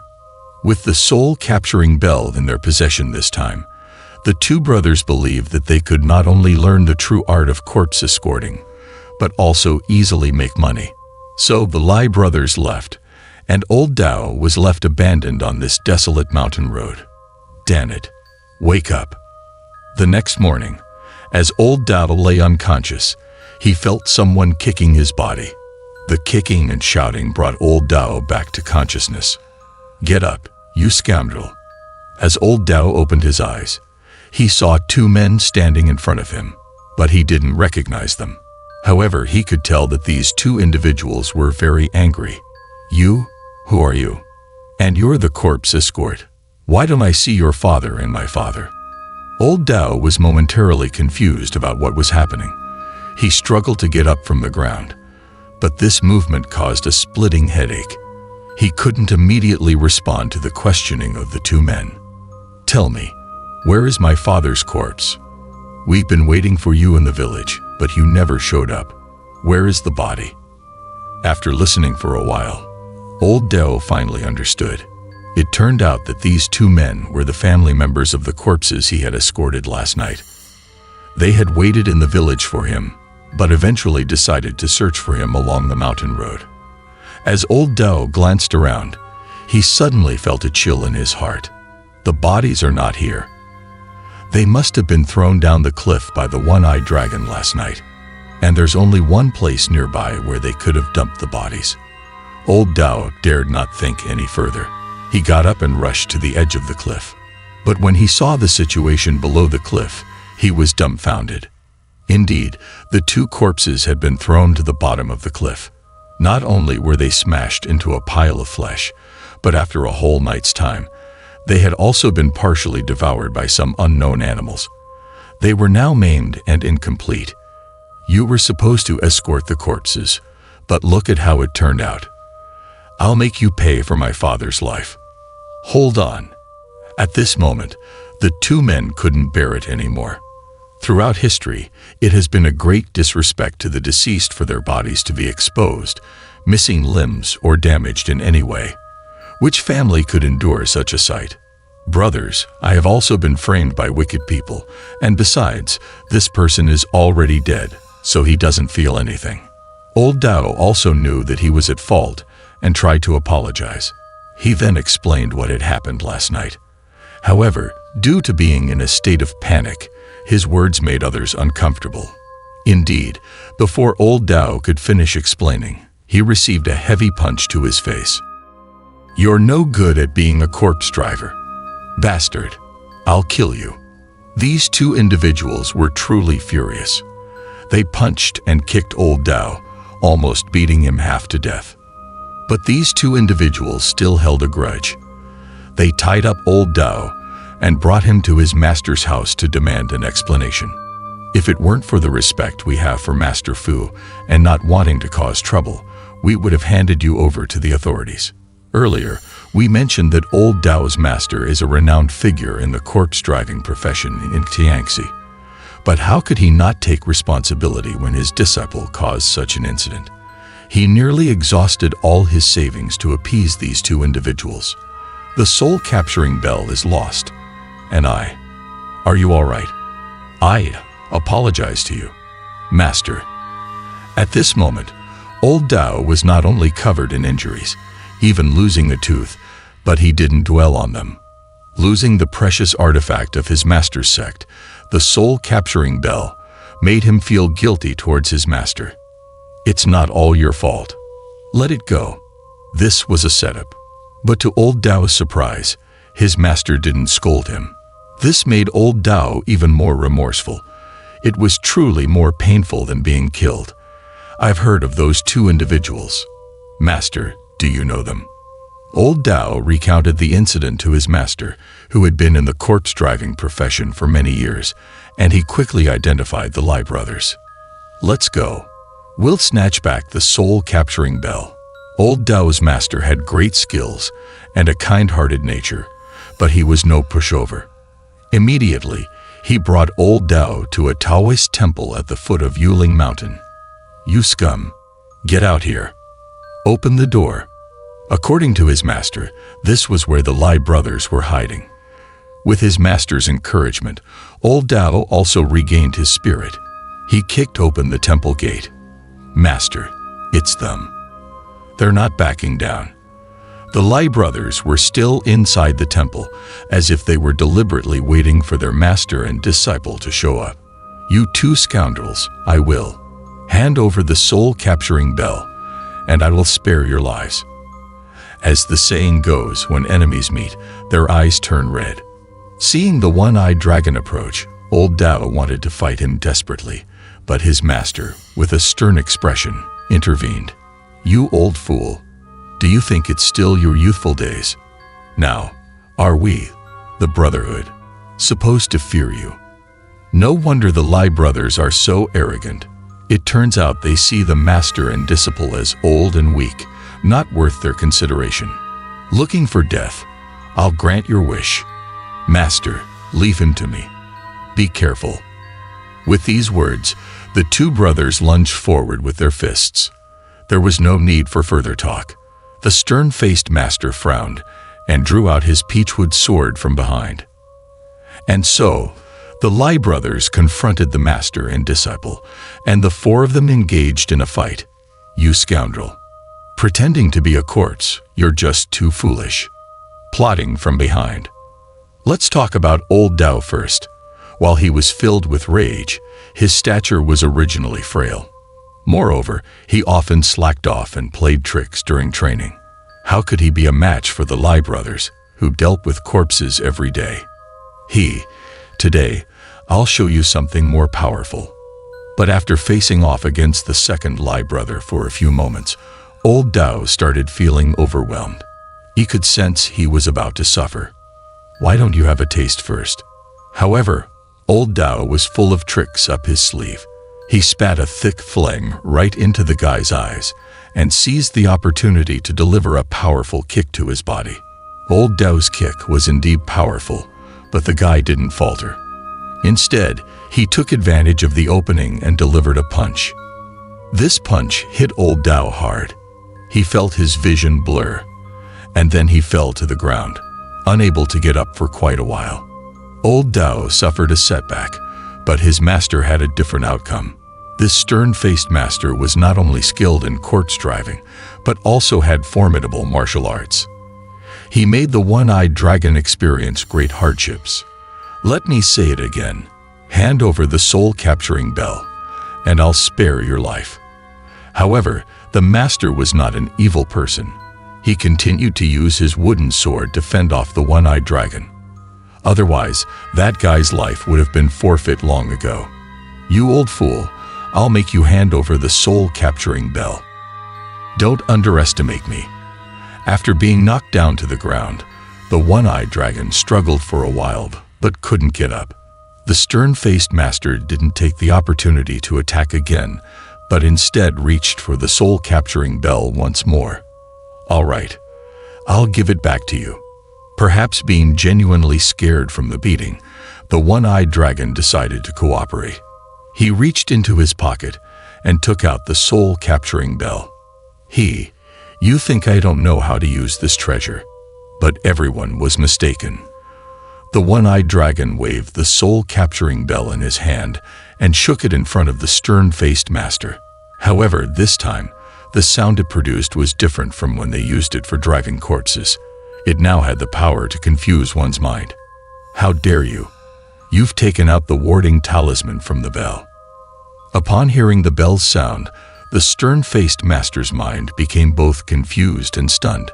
How could the Lai brothers use their sect's secret treasure? Could it be? Tell me, what is your relationship with the traitor Wu Hainu? If an ordinary person were hit head-on by the bell's sound, they would undoubtedly lose consciousness due to their confused mind. However, the stern-faced master was no ordinary person. He bit his tongue, enduring the pain, stabilizing his mind. Then he charged towards the Lai brothers. But this time, he didn't use the peachwood sword. But just then, a black-purple hand suddenly emerged from beneath the ground in the Taoist temple. It grabbed the stern-faced master's ankle, and a corpse that had already undergone rigor mortis crawled out from the ground. This was, of course, an ambush set up in advance by the Lai brothers. The turn of events was swift, and the stern-faced master couldn't dodge in time. The zombie, driven by its hunger, lunged forward and viciously bit the stern-faced master's leg, sinking its teeth in firmly. The stern-faced master inwardly cursed, as the zombie's body was filled with deadly toxins. Merely touching it could be fatal, let alone being bitten. He tried to shake off the zombie with a forceful jerk of his leg, but it clung on tightly, refusing to let go even as the entire body was pulled out of the soil. The stern-faced master flung the zombie into the air and swiftly struck it with his sword, cutting it in half. Finally, he managed to get rid of this life-threatening ancestor. At this moment, the ringing sound of the bell made old Dao's head buzz. Although he wasn't directly affected by the sound, it was still quite distressing for him. Finally recovering from the daze, old Dao witnessed his master, as if possessed by a killing god, slashing down the two Lai brothers. "Master, the soul-capturing bell. Quick, let's go."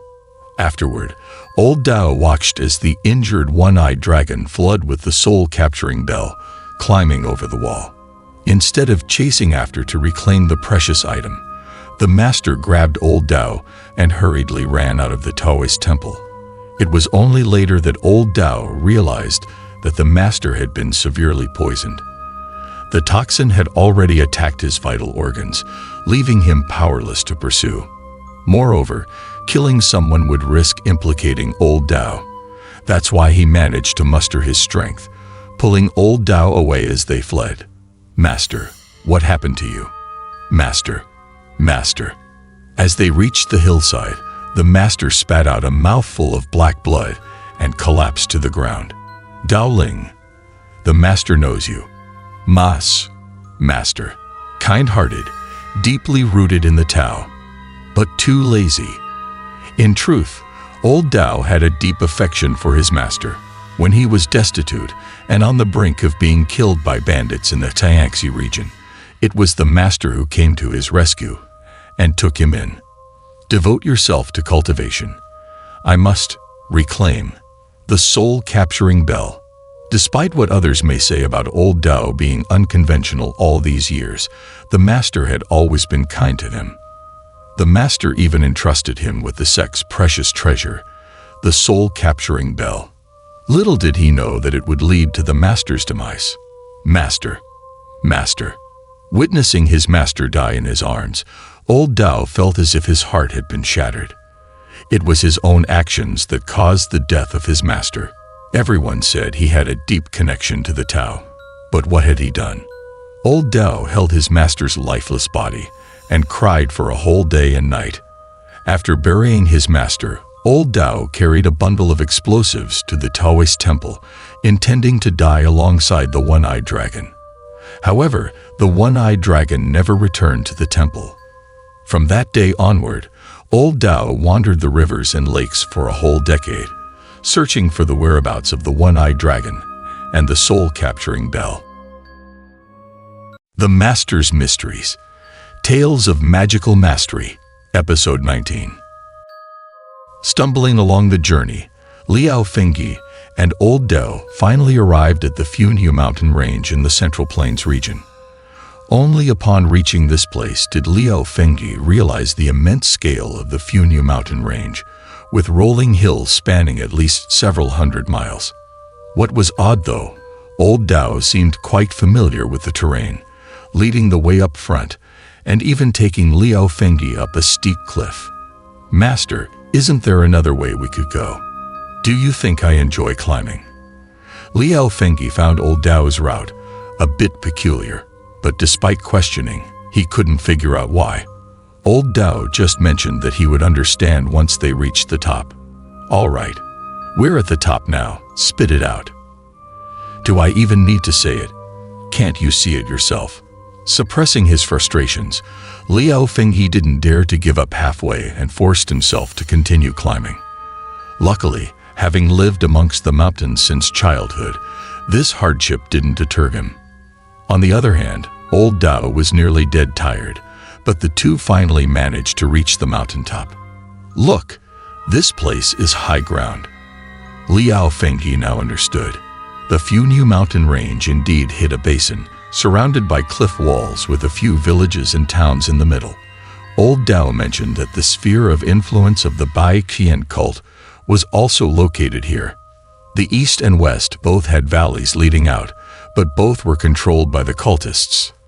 The villagers did communicate with the outside world, but the main passages were blocked by the people of the Bai Qian cult.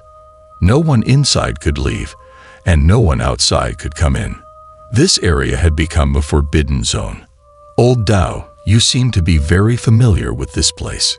All right, let's find a way down the mountain. I have a knack for this." Old Dao was very familiar with this situation. Liao Fengyi noticed something was off early on, but this old fellow kept his mouth shut. Liao Fengyi had no way to deal with Old Dao's evasive character.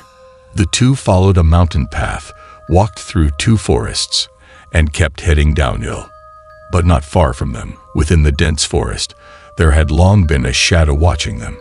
Seeing them descending the mountain, the person quickly disappeared deep into the forest. "Keep going 3 more miles, and there will be a small village." Old Dao chatted away about the local geography without noticing anything. However, Liao Fengyi had long noticed the person lurking in the shadows, but since the person didn't show themselves, he didn't take any action. "We'll find a place to stay for the night, then slaughter a chicken. We can have a good meal." Old Dao was right. Following the mountain road down, they could see a small village from afar, with pretty decent crop growth in the surrounding fields. But once they entered the village, Old Dao was immediately contradicted by his own words. The villagers were not hospitable at all, but rather glared at them with hostility. For some reason, the villagers seemed extremely hostile to outsiders, keeping their distance and glowering as if they were the bringers of plague. "Hello, little girl." It seemed the village children were not so guarded against outsiders. Seeing the two of them dressed strangely, the kids chattered away, trying to strike up a conversation. "Come back quickly. Haven't I told you not to approach strangers?"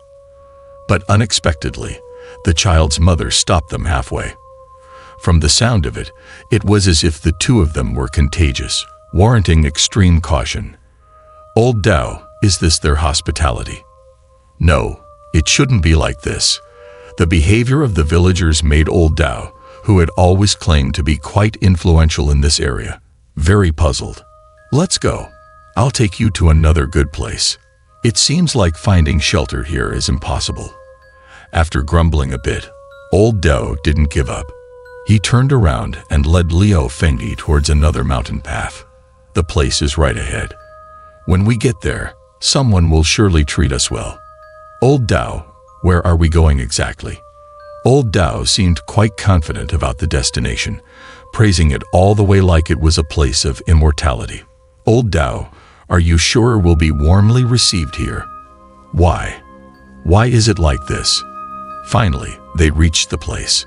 But upon seeing it, Liao Fengyi's brows furrowed. This didn't look like a place of immortals at all. Old Dao's face also changed, with his mouth hanging open in surprise. Old Dao, are you sure we'll be warmly received here? Why? Why is it like this? When they finally arrived, Liao Fengyi's eyebrows knitted upon seeing the place. It didn't look like a place of immortals at all. Old Dao's face also changed, his mouth hanging open in surprise. How has it changed like this? In fact, it was a Taoist temple, which seemed to be quite large in scale, and the architecture quite imposing. It must have once been a grand temple housing dozens of people. But times had changed. This Taoist temple had been abandoned for who knows how many years, or perhaps suffered some natural disaster. The building was empty, the courtyard overgrown with weeds, windows and doors were broken and damaged, some even sealed up. It shouldn't be like this. Old Dao, you should finally explain what's going on. Liao Fengyi was unbothered, but Old Dao looked genuinely upset, yelling and trying to figure out what had happened. What is your connection with this temple? I used to be a monk here, but it shouldn't be like this. It was a thriving place. When Liao Fengyi asked again, Old Dao stopped hiding and admitted that he was originally from this Funyu mountain town and used to be a monk here. Hearing about the harm inflicted on Funyu town by the cult, he decided to find someone to help get rid of the cult. I never practiced diligently, always angering my master, yet he was always good to me. Old Dao tearfully recounted the past, while Liao Fengyi once again felt a pair of eyes from the darkness watching him and Old Dao. I never thought. Master, your disciple has returned too late. Old Dao. Seeing Old Dao still crying, Liao Fengyi patted him on the shoulder, which surprised Old Dao. The two had gotten along well, but as Old Dao was older, Liao Fengyi never behaved as if he were an elder. It's all right. Let me cry for a bit. Old Dao, someone has been watching us this whole time. Old Dao surprisingly stopped crying, turning around to see Liao Fengyi's face become serious. Ahu, it's up to you. Afraid that a strong reaction from Old Dao would alert the person hiding in the dark, Liao Fengyi held him back, simultaneously giving a command to Ahu without turning his head. Speaking of the person hiding in the dark, they had been observing Liao Fengyi and Old Dao from a distance since they entered the temple. They thought their hiding was impeccable. Suddenly hearing the rustling of the wild grass behind him, as soon as he turned his head, he saw a large rat with a red tuft of hair on its head, charging fiercely towards him. The rat was incredibly fast, its eyes flashing red. Before the person could react, the rat had already pounced in front of him. Stay away. Get lost. Hearing that Ahu had made a move, Liao Fengyi turned around. Indeed, he saw a not-so-tall young man stumbling out from behind a broken wall. Who are you? Daring to harm people from the shadows. Ahu, stop. At the moment, Ahu was still attacking the man, making the man quite miserable with his leaps and bounds, stopping only when Liao Fengyi commanded him. Speak. Are you a demon from the Bai Xian cult? Don't be presumptuous. Xiao Xia is only 10 years old. Uncle Zhang, is that you? I'm Xiao Xia. Old Dao was already in a bad mood. Seeing the man acting suspicious but seemingly harmless, he hastily charged up to him. Uncle Zhang, you've been gone for 15 years. I've grown up. Oh, right. It does look like Xiao Xia. Hearing what the young man said, Old Dao finally came to his senses. He'd been away for 15 years, and of course the child would have grown. Upon closer inspection, he really did resemble the Xiao Xia of his childhood. Roaming the world, subduing demons. Uncle Zhang, where have you been all these years? Subduing demons, of course. By the way, where's Master? Uncle, this isn't the place to talk. Come with me. With this recognition, Old Dao and the man burst into tears, reminiscing about old times. However, Xiao Xia looked around nervously, as if fearful of something. "Xiao Sha, quick, what happened here?" "Uncle, listen to me." Xiao Sha looked around to make sure no one was there, then quickly led the two to a small hut in the back of the temple where miscellaneous items were stored. By this time, night was falling. Our temple was doing well, until a zombie earth immortal emerged after an earthquake 3 years ago. The three of them sat cross-legged in the hut. Xiao She began to recount the tribulations the temple had faced over the years. Unbelievably, it was also related to the Bai Qian cult. Later, the Bai Qian cult emerged. It turns out that since the emergence of the Bai Qian cult, few people have continued to worship the three purities. The temple's incense offerings dwindled, day-by-day life in the temple worsened, and many disciples left. In the end, only a dozen or so children who had grown up with their master remained in the temple. Fortunately, the temple still had a few acres of land, enough to support them. Apart from reciting scriptures, they spent their days repairing the temple that had been damaged in the earthquake. Ha ha ha. But one day, while everyone was working, they suddenly heard laughter coming from outside the temple, and the laughter sounded very malicious. There's no need to clean. Earth immortals are born, leading the world to ascend and become immortal. Everyone turned around to see a short old man walking up the mountain path, dressed like a wealthy gentleman, with a tall, muscular man following closely behind him, measuring over 2 meters in height. "What use is this rundown temple of yours?" This old man, with wrinkles all over his face, claimed to be from the Bai Qian cult and had come to the temple specifically to cause trouble. "Using dark magic to harm people, you will pay the price sooner or later." Old Dao's master, who was also the head of the temple, had already recognized the malicious nature of the Bai Qian cult's practices. Unexpectedly, they had come to their doorstep. So naturally, the words were not polite. "Pay the price. I haven't seen our price yet, but your price, on the other hand, has already arrived." The old man, though accompanied by only one person, showed no signs of weakness. He pulled out a small doll made of white cloth from his sleeve and then inserted a silver needle into the doll's head. "Go and kill him." As soon as the silver needle was inserted, everyone noticed that the burly man who had been following the old man suddenly flashed with red light in his eyes and became filled with murderous intent. With the old man's command, the hulking man immediately sprang into action. He moved with incredible speed, like a ferocious beast, pouncing on the temple head. The temple head was already 90 years old and no match for this monster. He was struck directly, with the man's arm piercing through his chest, instantly ending his life. "What? Master has been killed. You bunch of bastards." Old Dao heard Xiao She's account and his eyes turned bloodshot, his teeth grinding loudly.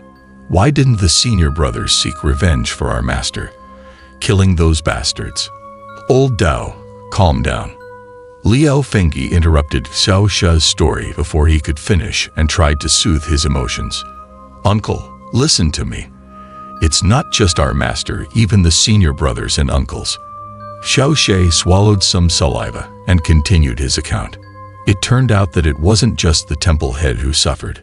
"Hey, there's no need for you to live either."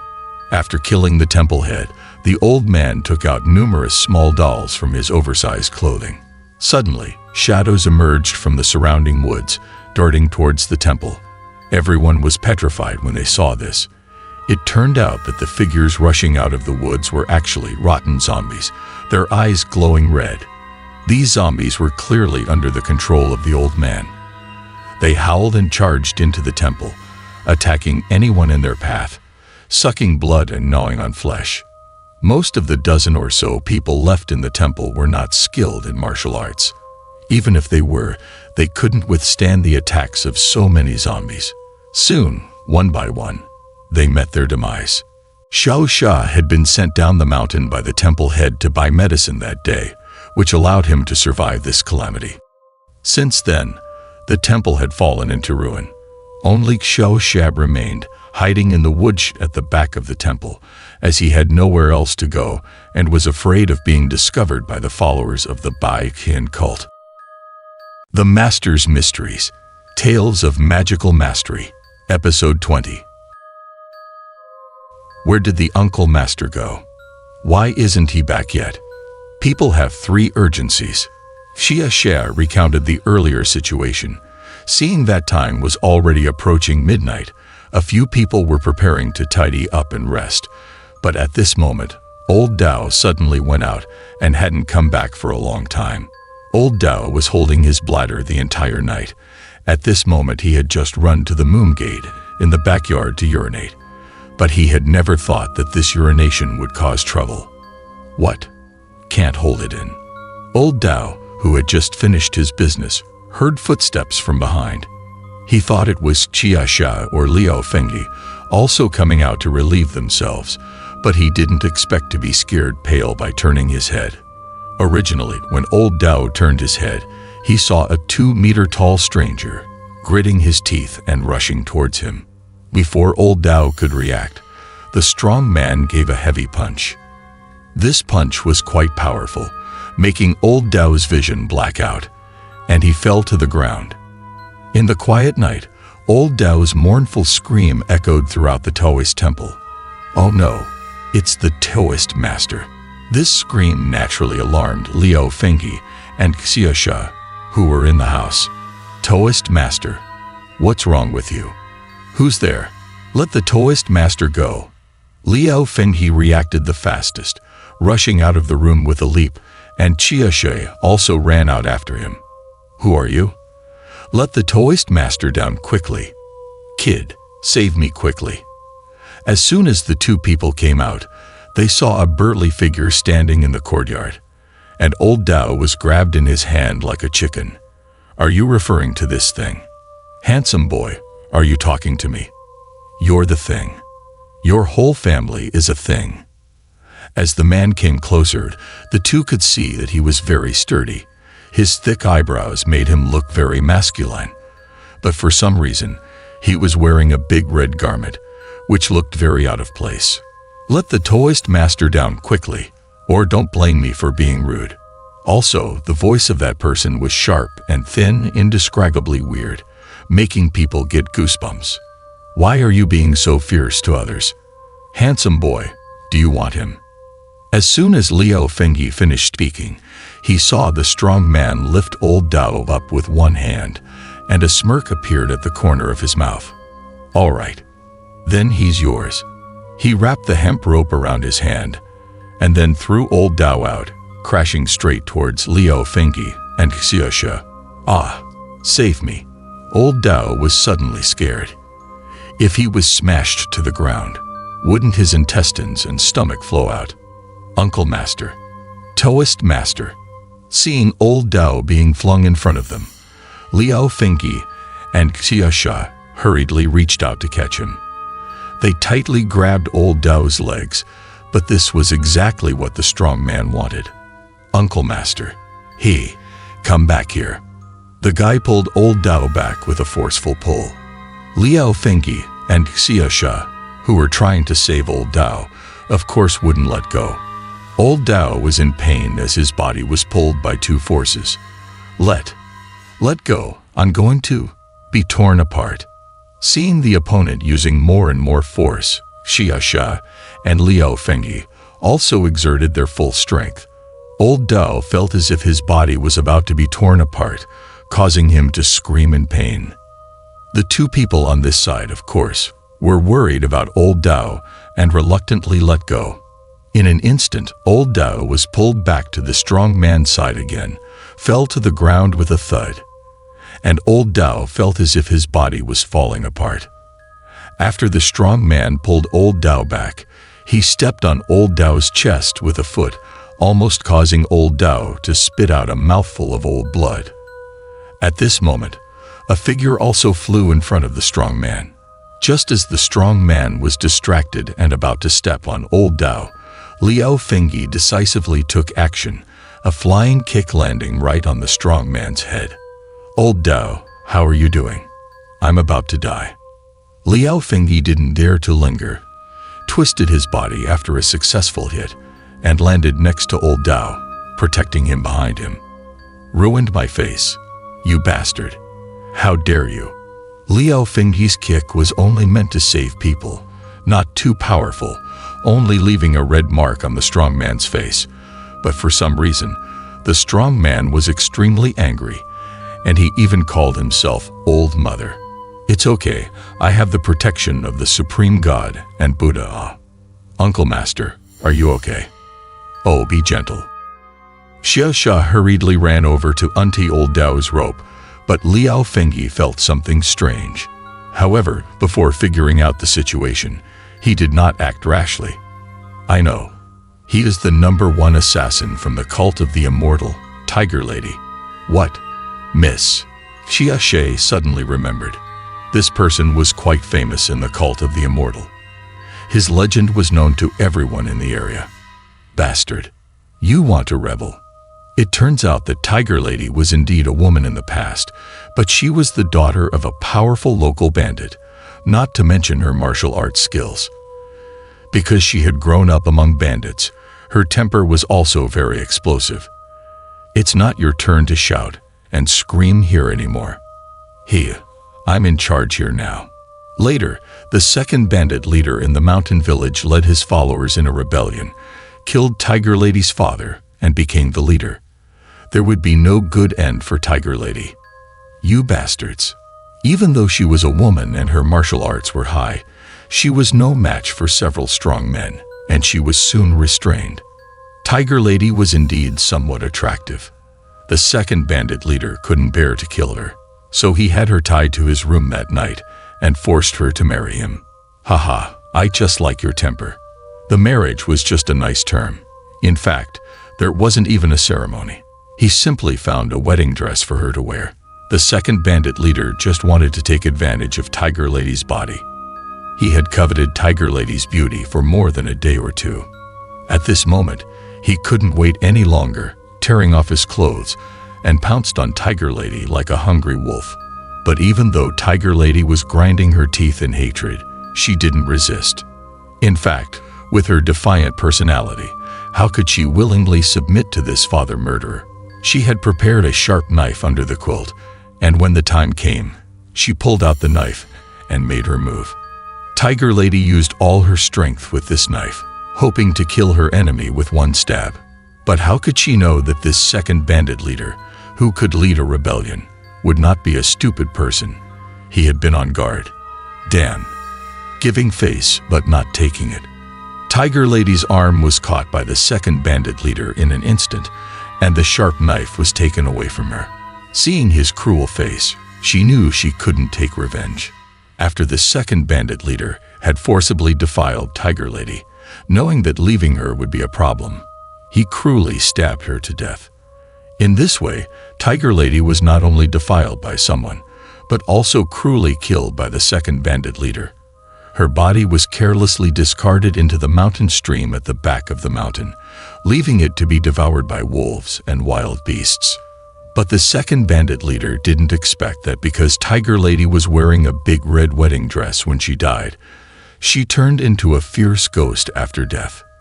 After Tiger Lady became a fierce ghost, she was always looking for an opportunity to take revenge. But the second bandit leader was brutal and wicked, and carried a heavily murderous weapon, so Tiger Lady never found a chance to get close. Until one day, the second bandit leader came to the cliff behind the mountain village alone. Since he didn't leave the village, he didn't bring any weapons. Tiger Lady wanted to strangle him directly, but she simply couldn't do it. But at this moment, the second bandit leader was standing on the edge of the cliff, and it would be easy to pull at his ankle. The second bandit leader was caught off guard and was instantly pulled by Tiger Lady. He lost his balance and fell from the cliff. His back of the head smashed hard on the rocky cliffs. Even if the second bandit leader was as tough as a bronze body or an iron arhat, falling from a cliff tens of meters high would have knocked him dizzy. Tiger Lady immediately pounced on the second bandit leader and tore his soul to shreds. It was only at the moment of his death that the second bandit leader realized he had been killed by Tiger Lady.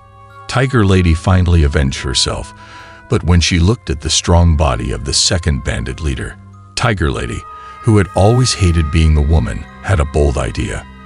Tiger Lady took over the second bandit leader's body, and since then appeared to the world in a different image. Now with a new body, Tiger Lady could do much more. She wanted revenge, and she wanted all those who had wronged her in the past to pay the price. She returned to the mountain bandits and overnight killed more than 40 bandits in the village, leaving none alive. But Tiger Lady, who was bloodthirsty, still felt unsatisfied. She suddenly remembered that she had been defiled by the second bandit leader. All this was to blame on the sinful flesh between the legs of this body. So she wielded the knife and cut that thing off. What? The thing was cut off. Hearing this, not only did old Dao open his mouth wide, but as men, everyone felt a chill in their lower body.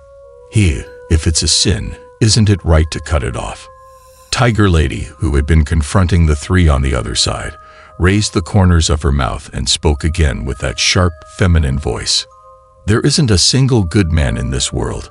They all deserve to die. No one knew whether the legend was true or false, but somehow this rugged man had become effeminate, giving off a very strange feeling. In a moment, I will capture you all, and I'll cut off your sources of evil. Actually, Tiger Lady's mother was a woman her father had abducted. She died shortly after giving birth to Tiger Lady. Her father didn't care at all, spending all his time with the women he'd abducted from the mountain, and the other bandits were no different.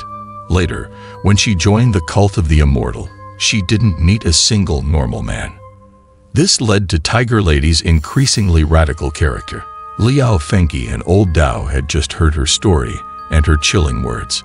Apart from feeling a bit awkward, they couldn't judge her right from wrong. Emph. Go to hell. However, since Tiger Lady had joined the cult of the immortal and was known as the #1 assassin in the cult, she had come here, of course, to kill the three. Tiger Lady let out a roar and charged at the three of them.